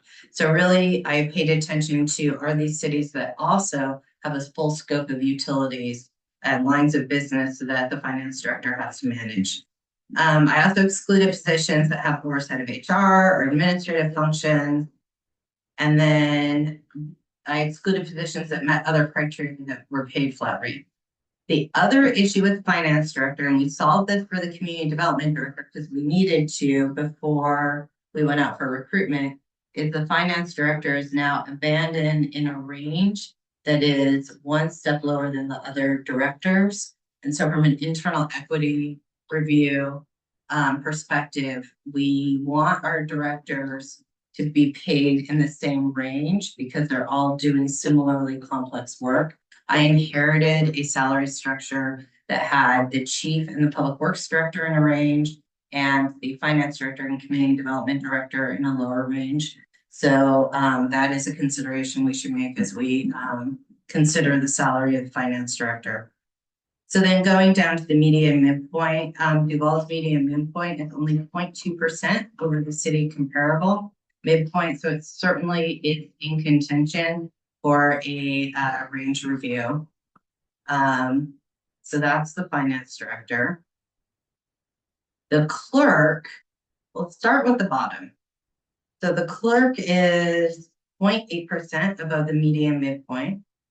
The clerks, actually, it's a little easier to find comparable positions. The city clerk is a very known thing. It's an easily defined position and it exists in every city in Washington State. Some positions are combined either with a deputy city manager or treasurer position, so I excluded out those positions. But what I really want to call attention to in the city clerk comp set is the comps in Snoqualmie Valley.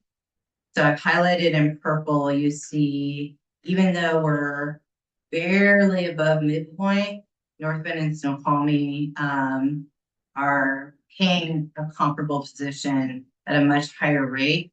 And I will tell you the job descriptions for North Bend and Snoqualmie do not differ significantly from the clerk duties here in Duval. And North Bend is, we keep competing within hundreds of people of the same population size. Now, granted, North Bend has a higher sales tax rate than we do, but I thought that was interesting to know. So that's another one where I think we need to be attentive to the salary of that position for it to remain marketable. Next is a city engineer position. This one's really complicated because city engineers are all over the map in terms of what's in and what's out in terms of their duties. So just by practice, we treat our city engineer as a deputy public works director by and large.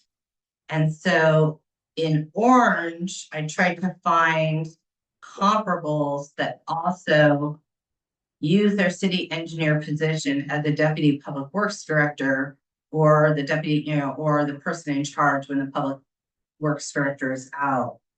So taking that into consideration and looking at the midpoint for the city engineer, when you look at assignment of deputy public works duties, we're again, 0.3% above the comparable city median midpoint. This is another one where in order to be marketable, we really need to consider a range adjustment. And then finally, we have this kind of quirky position. So the executive assistant in public works is a single position. It's hard to find a comparable for it. So there's more excluding positions than including positions. I'm looking at the comparability for that position. This position is also unique because it's paid longevity. So with longevity, it's above midpoint. Without longevity, it's only 0.82% over median midpoint. So as an observation, I would say if by pure compensation, this was a position that you would move the salary, you would also want to eliminate the longevity stipend. So you have an apples to apples comparability assessment. And then finally, I've included, and I sent it to council earlier, but we have new council members. The mayor position, I looked at comparables for the salary that is paid to mayors in like cities. And I was attentive to looking at cities that have a city administrator, so strong mayor form of government as opposed to a city manager position. And then likewise, I use those same comparables for the council salary review. So this is just information sharing, but I wanted to bring this forward, explain the results and answer any questions now that you might have about the review and how I went about it, why I went about it. Councilmember Kozlowski. On the city clerk one, how do you think about I see one of the ones you have purple has overtime being eligible. That's the only one there. Just curious how you think about that. So the city clerk position in my mind is an exempt position. I think I won't give a legal opinion. I'm an attorney. So it should be an exempt position that is not overtime eligible. Other questions or thoughts? I'm not seeing any. Okay, thank you for the information. I'm sorry. Oh, sorry, Councilmember Schaefer? Yeah, I was just a little slow, still thinking. So Cynthia, you recommended that we do review most of these, although they were all within the plus or minus 5% of the median, were they not? So I did all of the non-exempt, or all of the non-represented exempt positions. I reviewed all of them. So Steve, Beth, Laura, Ben, Larissa, John.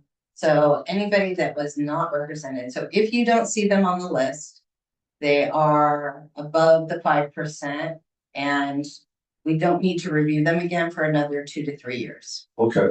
The Okay. ones that are even under 1%, which really calls for a market review, are the ones that you see here. And we have 4 of them that really are in, when you look at the comps, you look at what other cities are paying, they are the positions that we need to be attentive to in this review cycle. You really good classification and compensation work. You should be looking at salaries every 3 years. Sure. To make sure that, you know, you're adjusting for the market. And your main concern is that we maintain marketability for these positions. It is. Be competitive. I'm not saying that we have to be the most competitive, but we should have a competitive rate. And there are some good studies on municipalities. So larger cities pay more because they have more revenue, and that makes sense. But when you have a small staff that have to wear a lot of hats, it is actually more important to pay a competitive rate to staff who have to wear more hats, because you are more likely to retain them than being under market. The retention of the staff become a concern. Sure. Because especially if they're high caliber, well-performing staff, if you are not marketable, you can always go above. Yep. Okay, thank you. Mayor Porsche, More just, it was kind of a follow-up to that. I think one of the things we talked about, there was an equity factor, obviously, in terms of comparable positions. There's a continuity piece in addition to retention. I think we've determined, it's easier to retain the people that we have, and given market conditions, sometimes it's been easy. Like this go round, I was glad to hear that we had quite a few applicants. I know that has not always been the case in the past because of. Well, it's amazing, Yeah. and we said it in our application materials, so I think that's. Yeah. But I was curious just for sort of the specifics. I know the council plays a role in setting the mayor's compensation if we want to visit that. For these other roles, would you come back with recommendations? Like, so we would say, yes, we're interested in a review. You would come back with a recommendation, and then we determine whether to make a budget adjustment for that. I just wanted you some clarity on the process. So that would be the next step, is for me to come back with finance information for Beth on if you were to adjust these salaries, what the budget amendment impact would be. And I didn't want to present it and then spring it on you with like hey, look at this, and here's the agenda bill. But you might see an agenda bill in the future on making some range adjustments. Thank you. Councilmember Wiggins? Yeah, what's the current Duval population, right? Is it, are we at 88 or 89? 8810. 8810. And you looked at some cities that had as many as 15,000. Is that correct? Yes, so the range of city that I looked at is between 4,000 and 15,000. To kind of set our midpoint, because we're at 8810, so you want to take fewer and you want to take higher to kind of position the city somewhere in the middle. Thank you. Other questions? And did you need some kind of consensus, or are you gathering people, you're saying we'll see something down the road, so. You'll okay. see something, because I will say, as kind of the operational manager of the city, I am obligated to not only bring you good information, but also to ask you through an agenda bill to consider the information that I'm presenting. Do we, so point of information, right? Or do we still have that in our procedures that we need to make a motion to extend past 9, or was it 9:30? It's 9:30. It's 9:30, so in Yeah. 28 minutes. All right, so we'll move on. Work plan update on the 2024 comprehensive plan with our city engineer, Larissa Grendel. Good evening, Mayor, Council. I don't know, Cynthia, if you want to tag team this. Yeah, I'll do some of it and then I'll switch to you. Okay. I swear I don't normally talk this. I shouldn't bring it in. So as we're working through our comprehensive plan and the appeal of our comprehensive plan, I just want to continue to provide council with our work plan, where we are, how it's going, because it's a significant event that we were appealed to the Growth Management Board. But there's really good news, and the city's working really diligently through this. And so you'll see these updates regularly as we continue through this process. Slide. Okay, so the Department of Commerce and City of Duval, through their attorneys, we filed a joint status report and settlement extension request on December 30th. And that extension request was approved on January 2nd. Our next status update is due on March 30th. The state's attorney and Department of Commerce, we're working very collaboratively together. So the Growth Management Board was happy to see that, and there was no issue with granting the extension. We grant them every 90 days, as long as the parties are working together to manage the issues. And the state was very amenable to our extension request. So based on the city's proposed work plan and identification of the work needed to address the appeal, like I mentioned in a prior meeting, the items in the work plan must be completed by the end of December 2026. So part of the last status update Commerce required that we take our draft work plan that they were tentatively okay with and get buy-in from King County before they were willing to move forward in not necessarily blessing, but saying okay to our work plan. And so Larissa, to her credit, worked really diligently with King County, their land use and planning team, to ask King County if they were okay with our land capacity analysis, which was kind of the gate that the Department of Commerce required us to jump through before they would let us move forward. And so on 12/23, thank you to King County. We appreciate how quickly they moved on this. They gave us their review of our new land capacity analysis and said that it met King County's requirements for land capacity in the city. And so I took an excerpt of that email just to show you kind of what King County had to say and their approval of our new land capacity analysis.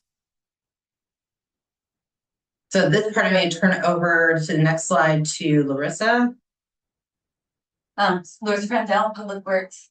So the land capacity analysis that we did with the comprehensive plan kind of followed Commerce's guidance in the steps that we were supposed to do in order to show that we had capacity to meet our growth targets.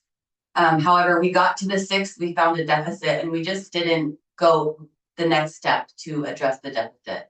And following the Commerce guidance, some of those things that we would do to address the deficits in our targets are to do things with to do zoning changes, basically to accommodate those targets. So some of the things that we did with this kind of amendment to our land capacity analysis was we looked at our mixed use zones. We looked at the way that we calculated the capacity within those vacant and redevelopable areas. Also because they're mixed use, we assumed a 75% residential this time and a 25% commercial. so that we could avoid double counting.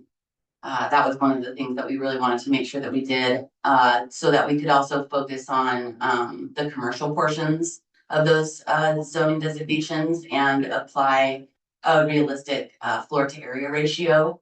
So it went from 0.2 to 1, and the floor to area ratio basically reduces what you can count these jobs and housing units for. So it increased from 0.2 to 1. And that methodology change is what Cynthia was talking about, that King County is more than on board with. We also did an adjustment to the market factors, which again was new. This urban growth capacity report exercise that we did with King County back in 2021, this market factor adjustment was a new reduction factor, basically. And so what we did this time was we looked at changing it based off of the parcel. If it's vacant, it gets a lower market factor adjustment, meaning that it can has a higher potential for development. And if it's redevelopable, meaning that there's something already on it, like a single family house or some lesser use, it would get a higher. So that kind of reflects better development that's really specific to the local area. And then the affordability assumptions. We did have to look at doing some density increases. So our highest density right now is basically R20. We did have to look at going above R20 and switching, and you'll see this in more detail in the future. But for instance, along Big Rock Road, we have a mixed use institutional that we changed from mixed use institutional to mixed use 30. So in order to accommodate these targets and the buckets of the area median income brackets that we needed for low income housing and affordable housing. So the findings were that with this preliminary work, we've met the targets, surplus across all of the income levels from 0 to 80 for affordable. So that is like amazing. The employment capacity, again, we found a surplus. Our target is 990. And with this preliminary work, we're looking at over 1,000 capacity for jobs. So that's great too. And the conclusion is that the proposed zoning changes that are coming in code are sufficient to support our housing and employment growth targets, which is basically the meat and potatoes of the appeal.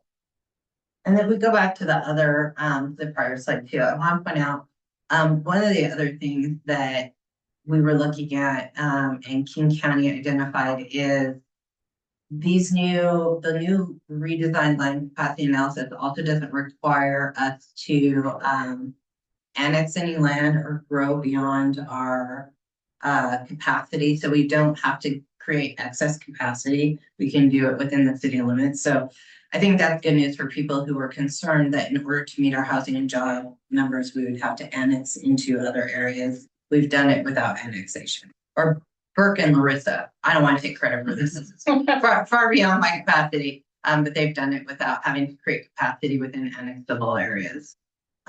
So we can move down. Okay, so then that puts us in a good place where the first phase of what we've identified as the work plan that Commerce saw is largely done. So it's finalizing the updated land capacity analysis and then identifying the housing and EHES. Larissa, help me with that acronym. The emergency housing and supportive housing. Okay. And employment capacity gap. So what you had in the packet is the Burke report that basically codifies the work that Larissa and Burke did together to get to this part of the plan. Next slide.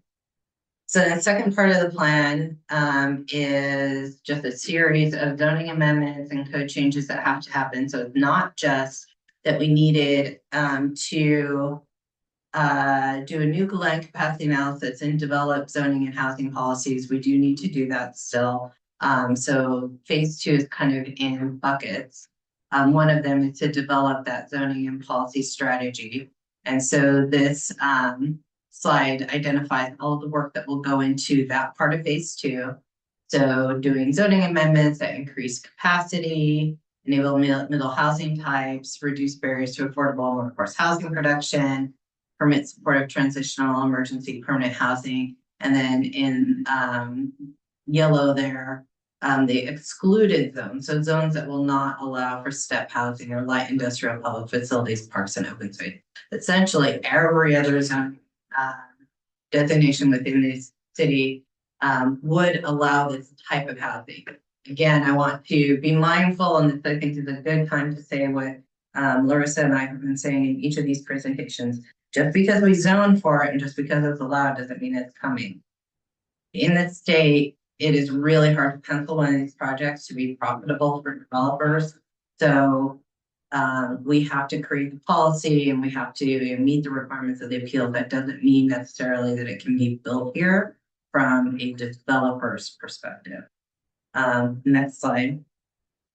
So then the second part of phase 2, and I mentioned kind of references before, we have to revise or implement all of these identified code provisions to support affordable housing types, because without it, they essentially act as a barrier to building affordable housing.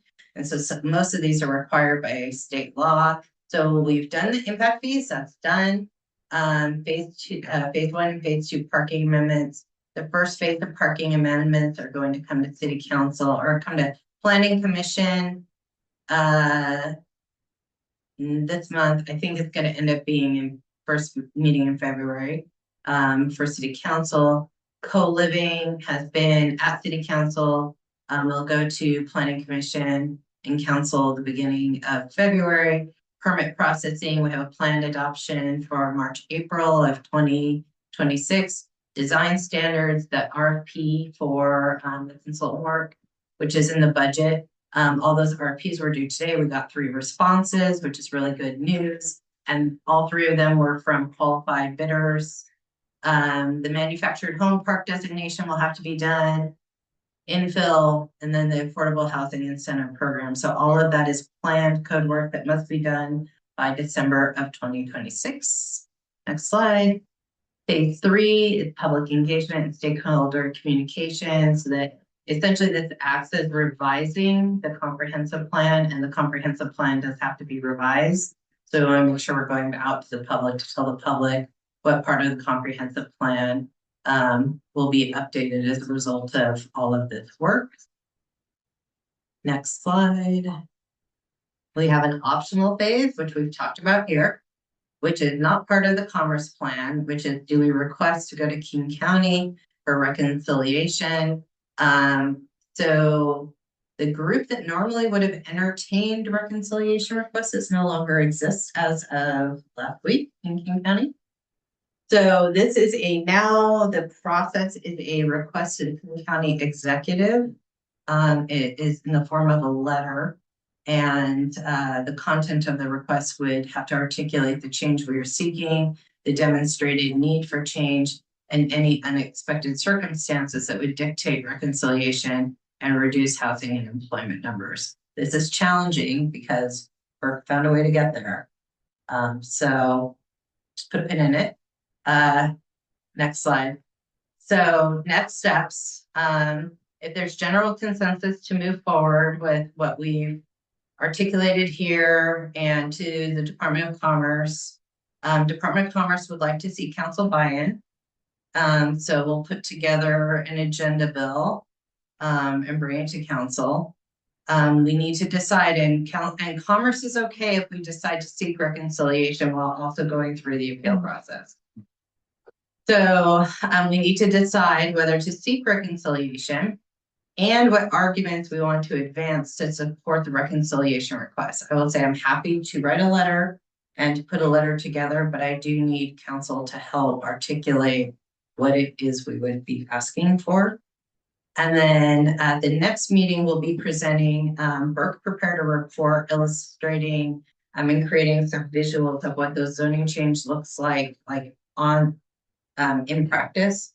So we'll have a couple images so you can see what the buildings would look like from the zoning changes that come out of that new land capacity analysis. And we'll Larissa and I will present that at the next council meeting. We didn't want to do both this and that presentation because it's kind of long.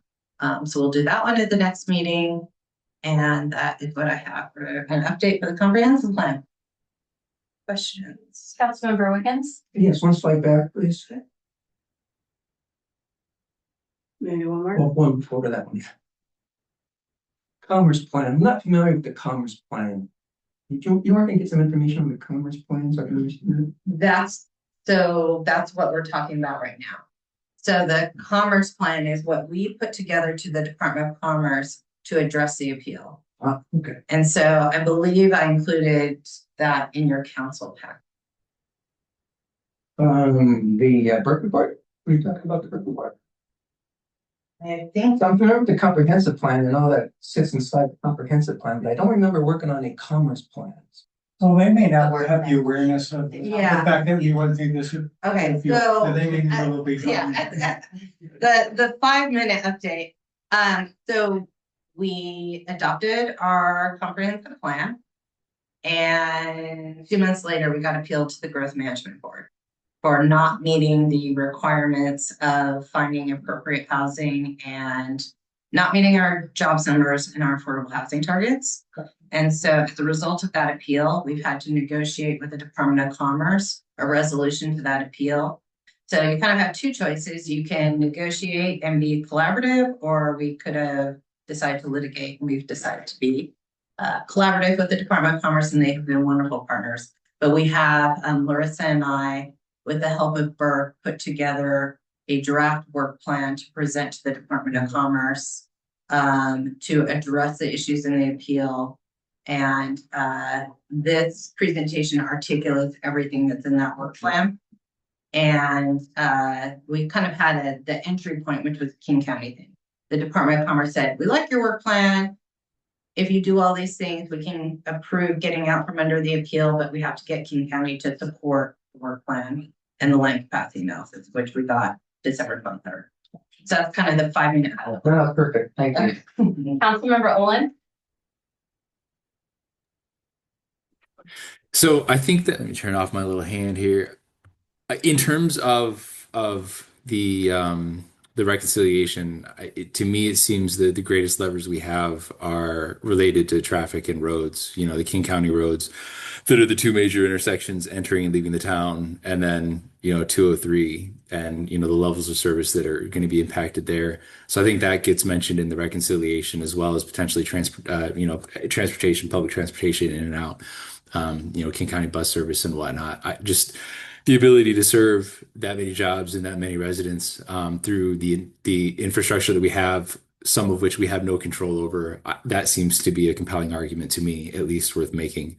So that's what I have for the reconciliation. With regard to the strategy as a whole, when I look at this, I don't know if this is set or not, but one of the things I saw was within the upzoning of the R4 and the R6, you know, those become R6 and R8.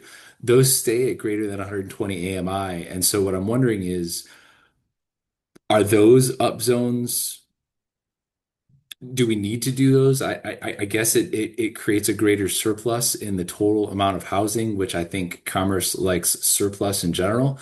But if we don't necessarily do that upzoning, it sort of keeps some of the lower density areas available within Duval.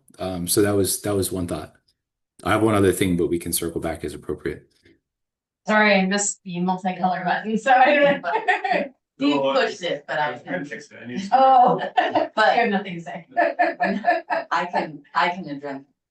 Yeah, go ahead. So that is a good point.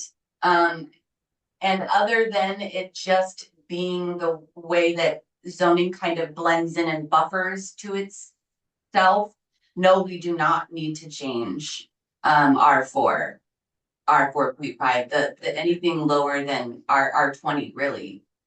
We don't need to upzone those.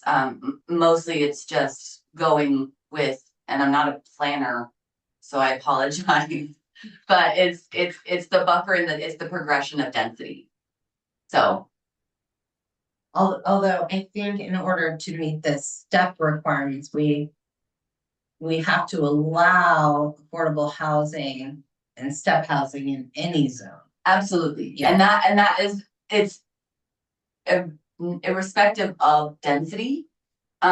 In order for us to satisfy our emergency bed requirement that also comes out of the affordable unit counts, we have to out and out allow the emergency transitional housing types in every zoning designation that allows residential and hotels.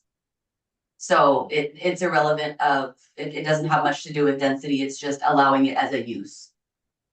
And then we would have to also not restrict bed count. There's a lot of things that go into it, and we'll get into it in more detail, I promise. When we do the zoning changes and kind of define what those things look like. But we can't restrict specifically the emergency and transitional housing type development. So Yeah, no, I wouldn't want to do that at all. It absolutely makes sense. I understand the step housing regulations and the co-use and co-living and all that. So that all makes sense. For me, I didn't see a need to. I completely support the strategy of upzoning in order to satisfy, the required numbers for GMA. I don't see good cause necessarily to upzone everywhere since we're upzoning anyway. And so I'd have a tendency to retain lower numbers where we can for now, which also gives us room in the future if we need to make changes. But I don't necessarily want to encourage, as Administrator McNabb said, just because we allow it doesn't mean it'll happen.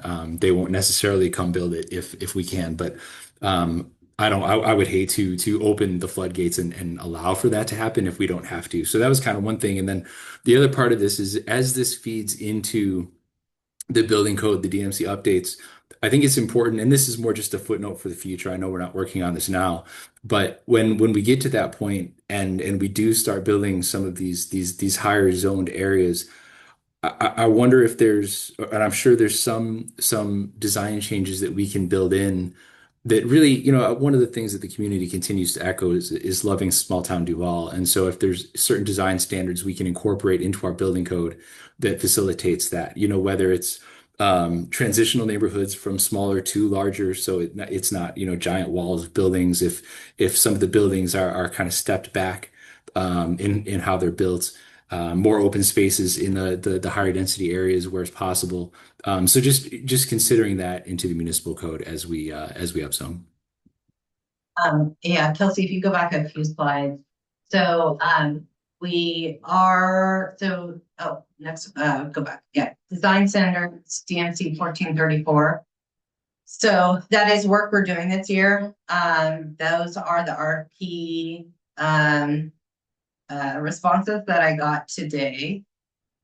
So we're required to do design standard work, not only as part of this plan, but as part of state law. So we are going to be doing that work on kind of visioning what the design standards for the community are within the confines of state law that says you can't create design standards that prohibit or inhibit or create barriers to affordable housing. Mayor Pro Tem Mercer? And sort of just two comments, and I don't want to repeat anything that sort of Councilmember Olin said. I'm sort of two minds to do it all at once and have it done, and versus do it. I think there's some wisdom in the reserving capacity for the future. One of the points is the one that I think City Administrator McNabb made is just with the context of design standards, you need to be really conscientious that they can't create barriers. And I think a lot of times when the code speak that we have for design standards is to get a certain outcome, and we can't actually drive it to lower density, which would undermine the rationale we want to go forward. But my main point, I just wanted to reiterate, and I think you said it in terms of doesn't mean they'll build it, was more specifically, I think a lot of the acknowledgement is we've recognized that this is a pencil exercise, so it's landing at the numbers, not necessarily. So it's not even that it won't make sense on paper. It's just the conditions aren't ripe or other things. That even if we create additional density, that doesn't mean that will be an optimal development. And so, again, just something to keep in mind. I think just because we design it or we update the code so that it could happen all the things that were called out by Councilmember Olin in terms of transportation infrastructure also make it less likely that it would happen, so. Any other Councilmember Schaefer? Yeah, some of this is kind of reiterated what Councilmember Olin and Councilmember Mercer just said, but I'll reiterate it anyway. Just because we allow it to be built, doesn't mean it will be built. We talked about that. Even if it will be built, doesn't mean it's gonna be affordable. So I think we need to put some, more stringent controls in place with the developers, to make sure that it is actually affordable housing. Because we all know that just because more dense housing doesn't necessarily mean it's gonna be affordable housing. That doesn't automatically happen. There's an assumption here that will. I personally think it's a bad assumption. I don't know what data the state has or the county has to support that, but I certainly haven't seen anything locally that supports that assumption. So let's, give that some thought going forward as well. That being said, I want to thank Larissa and her team and whoever else helped out with this. I know this was a huge challenge and really forced us to think quickly and act quickly on it. So I very, very much appreciate this. That I read through the consultant's report, and it was spot on, with perhaps the exception of what council member Mercer brought up. I'm not sure what you brought up, but we really only get bang for the buck with density of 20 units or more per acre.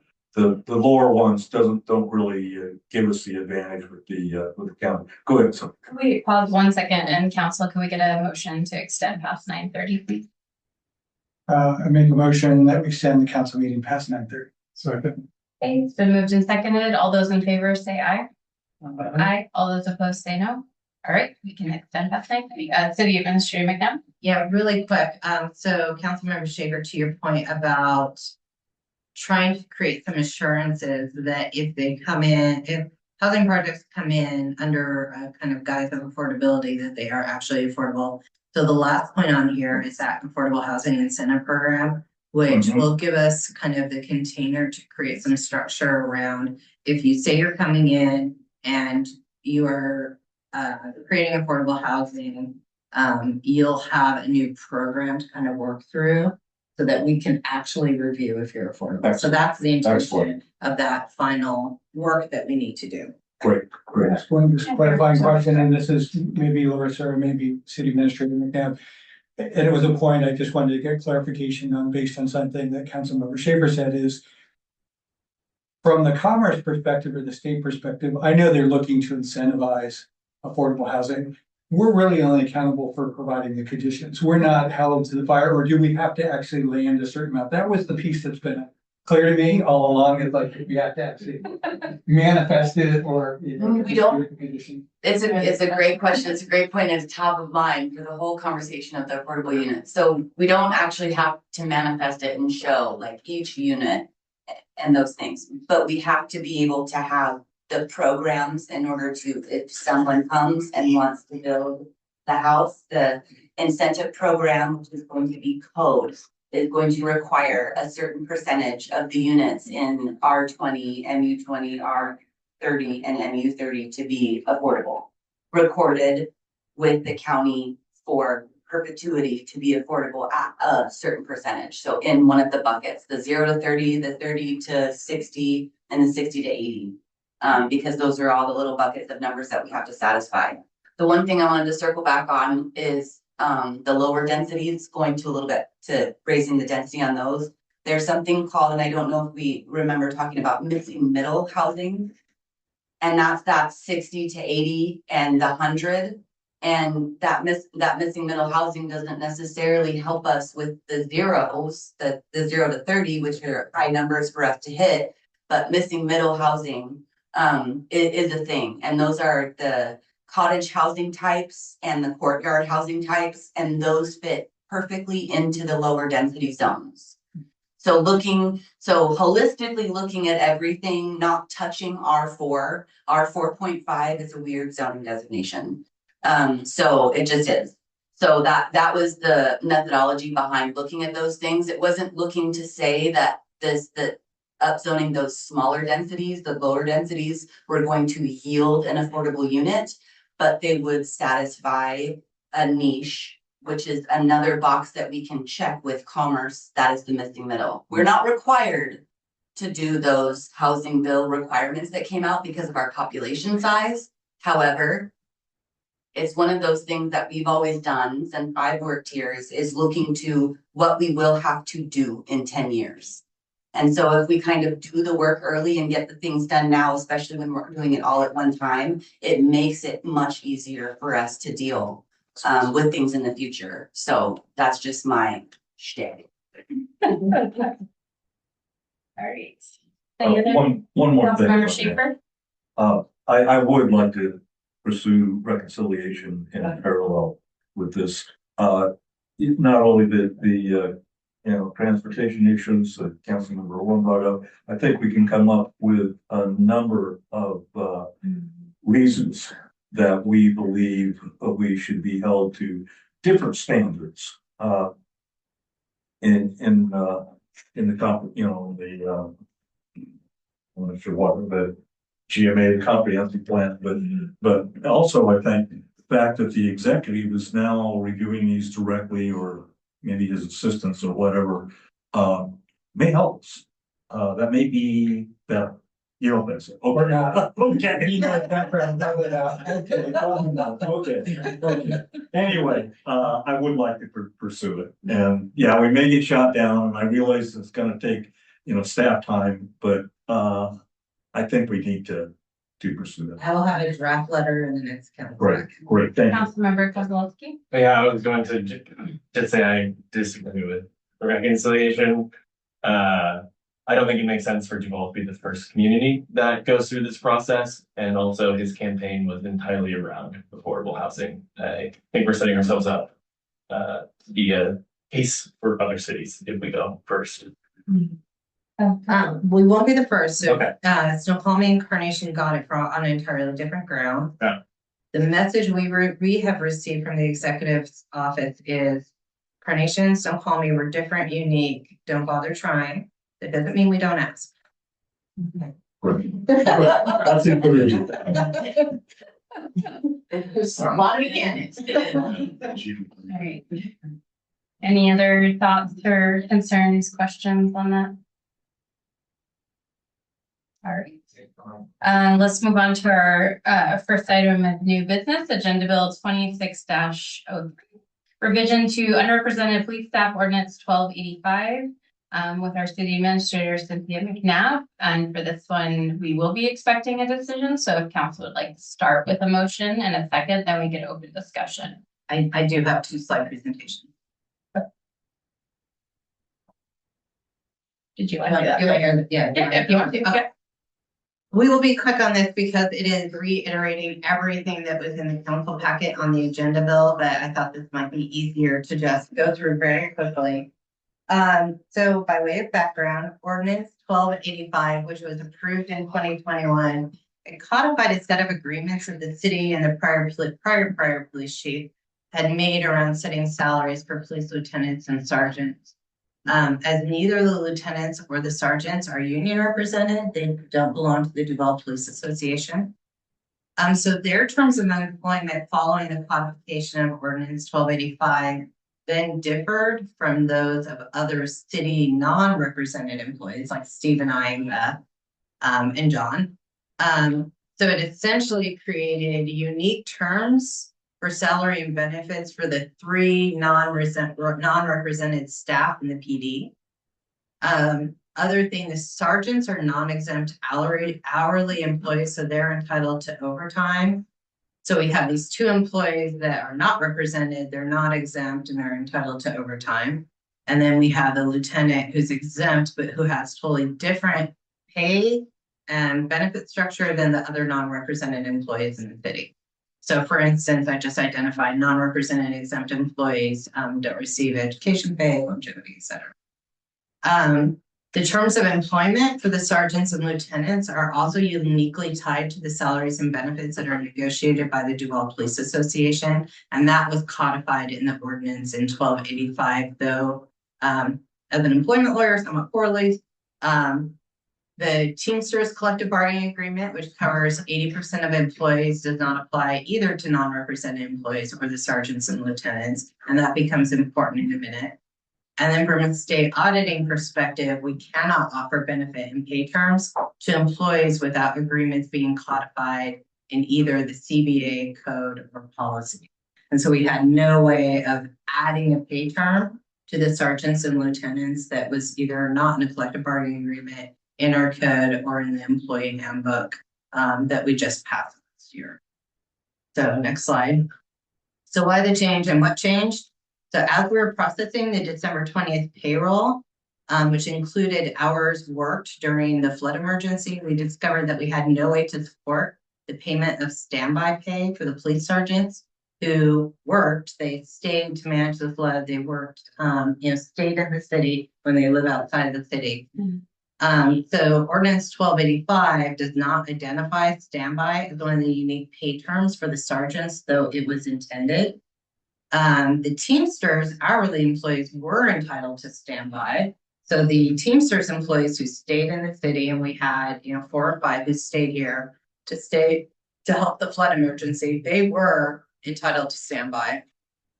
And then the change that you see, the payment of the standby for the sergeants as written in the new ordinance is written as retroactive because the time was work. They did work standby, but we just couldn't pay it in the December payroll because we had no means from a state auditing perspective to pay it. And then I took a look because I was doing it anyway. Review of the overall terms of the ordinance 1285 identified that it's intended to be automatically effectuating with the Duval Police Association collective bargaining agreement, but it doesn't read that way. And so I revised it to work as intended as kind of an automatic reset every time the Duval Police Association CBA is negotiated. So now it will effectuate what was intended. So there are no addition to terms, pay terms created in the revision of the ordinance other than the codification of standby pay for sergeant. So just wanted to give that background. You have an agenda bill. I'm happy to answer any questions. Councilmember Stoppel? Yeah, I move to approve Agenda Bill 2603, approving ordinance 1345, updating and revising the terms and conditions of employment for police sergeants and police lieutenants. Sorry. It's been moved and seconded to approve this ordinance. Is there any discussion?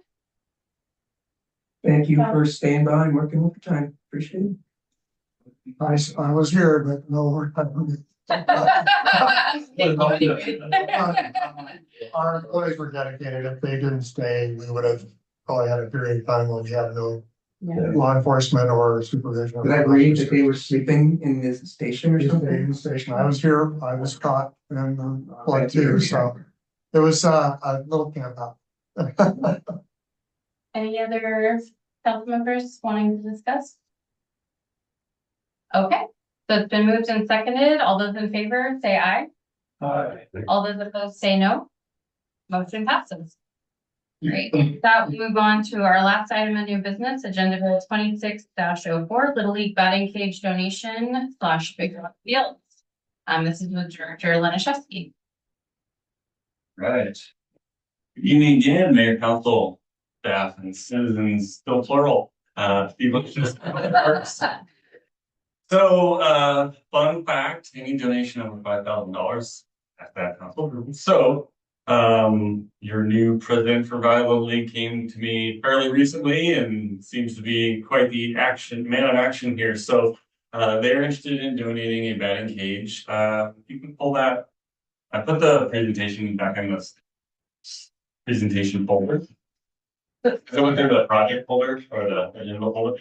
But they came to us with a great plan that had vetted out some quoting already and some funding from them to install a batting cage in the adjacent space on field number 2, which is the middle field, the turf baseball / softball field. It'll be on the west side in the turf area we converted from grass to turf like 2 or 3 years ago.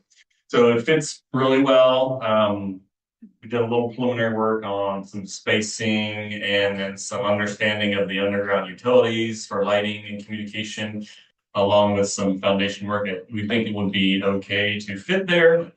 So we brought this forward, not in haste, because it's been thoughtfully kind of discussed by Little League on their own board, but to bring it to us because if it was brought forward and it was hoped to be used in March when season starts up, we're at or behind schedule. So here's a quick image that they worked on that would show you the space that would fit.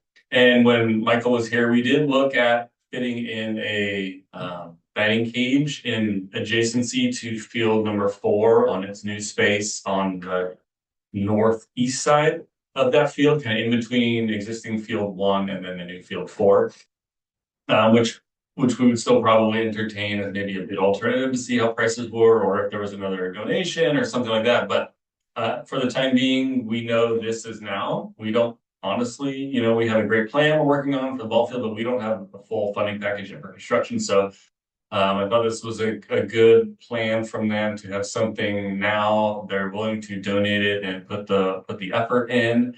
Honestly, the only thing I didn't really cover in the agenda bill was a couple of polite asks from Little League. Had to do with maybe some funding partner acknowledgement, of course, that would be easy, and then maybe some priority in scheduling, and I might just recommend we adjust a policy that would have something to do with donations, because they get pretty high scores for their scheduling now, because they're well over the threshold for local.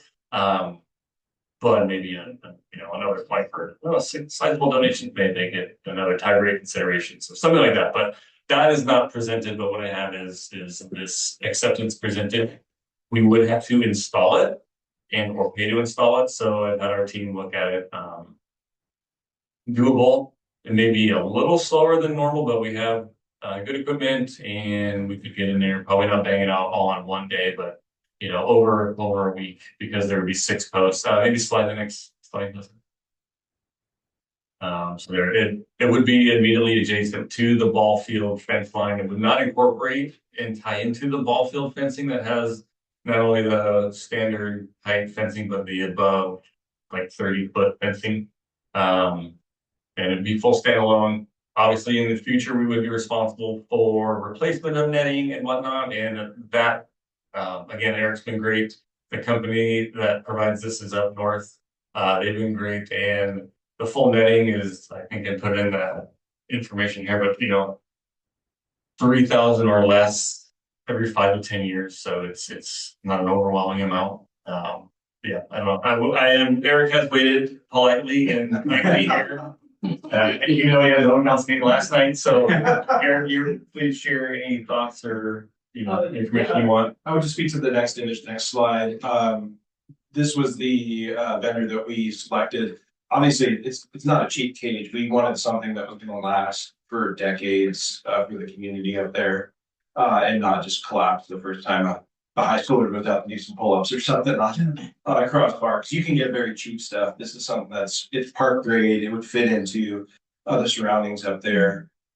This particular image you're looking at here is a double side-by-side. And the proposal that we have before the city is to consider an inline. Okay, so you'd have 2 cages there. It also helps improve field use and access up there. So like, for example, if soccer was up there and playing on the field, or cricket or some other sport, and somebody wanted to go up and actually hit, you could have just walk up use for that, and they could still get some baseball in or softball.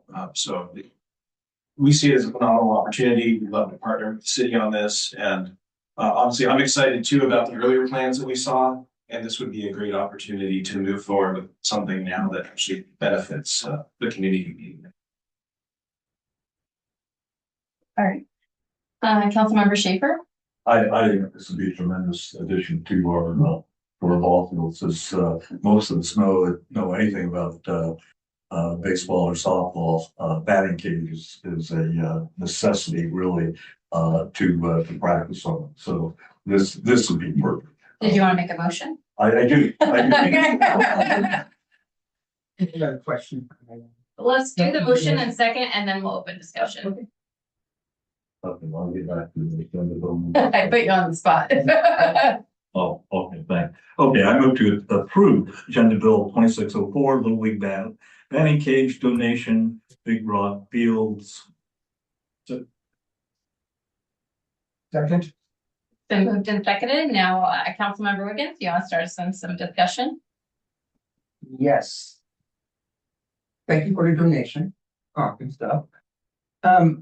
I guess this is for the Public Works. Did you read what Mastodon's cage installations? Yeah, the next slide.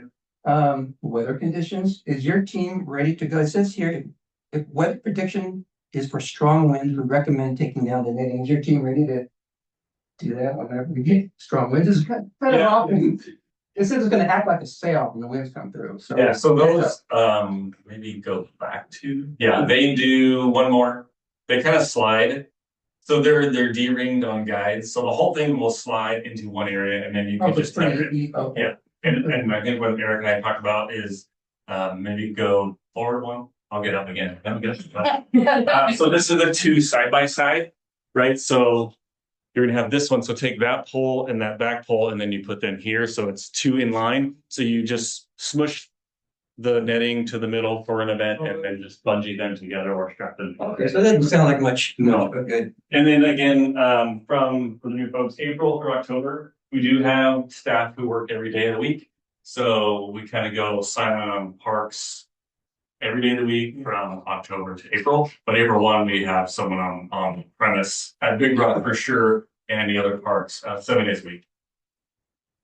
Other questions? Councilmember Stefan? Yeah, would you have to update policy with respect to who's allowed to use that? Because Probably, and we could tie something in, but we have to bring back to council. So yes, we wouldn't have a rental rate yet. So would it be commensurate with renting it for baseball, or if other users had it and weren't using it, would you have its own rate, or would it just be there? So yeah, there's some things to consider. Other questions? Councilmember Wiggins, did you have another one? That was my question. I know you wanted a priority. So if I were to, it's my question. If I were to go rent ball field 2, right now that would give me access to this batting cage, unless it's pulled out separately as a separate rental, and that's what you're talking about, a separate rental, and Valley League, you guys would get priority, which I think is we had fine. suggested, we had suggested just tying to field 2 reservation. Because we have I've been a member of a select baseball team up there too that'll practice. So there's a select team up there practicing. But our recommendation to the city, and obviously it's yours to decide once it's donated to you, would be that if it was used, if field 2 was for another use and whoever was using the field didn't need it, that it could just be available for walk-up use. It's isolated in an access way. Other thoughts, discussion? Yeah, I mean, I would, Councilmember Olin? as much as possible, I would love to have it available just for public use. I mean, I used to take my kids out to the batting cages all the time and throw pitches to them. And so I never rented anything. I totally understand that if there's a game, if there's a team there, they get priority. But when they're not using it, if it's open, I think we should make it available to the community as much as we can. Just like every other field we have with this. Right. Okay, any last thoughts? All right, we have a motion and a second on the table. All those in favor say aye. All those opposed say no. All right, motion passes. And with that, just before we adjourn, I just again want to welcome our 2 new council members and great first council meeting in 2026. Well, yeah, sure. So we'll go ahead and adjourn at 9:50. A little later than, yeah, it's a long one, not go on.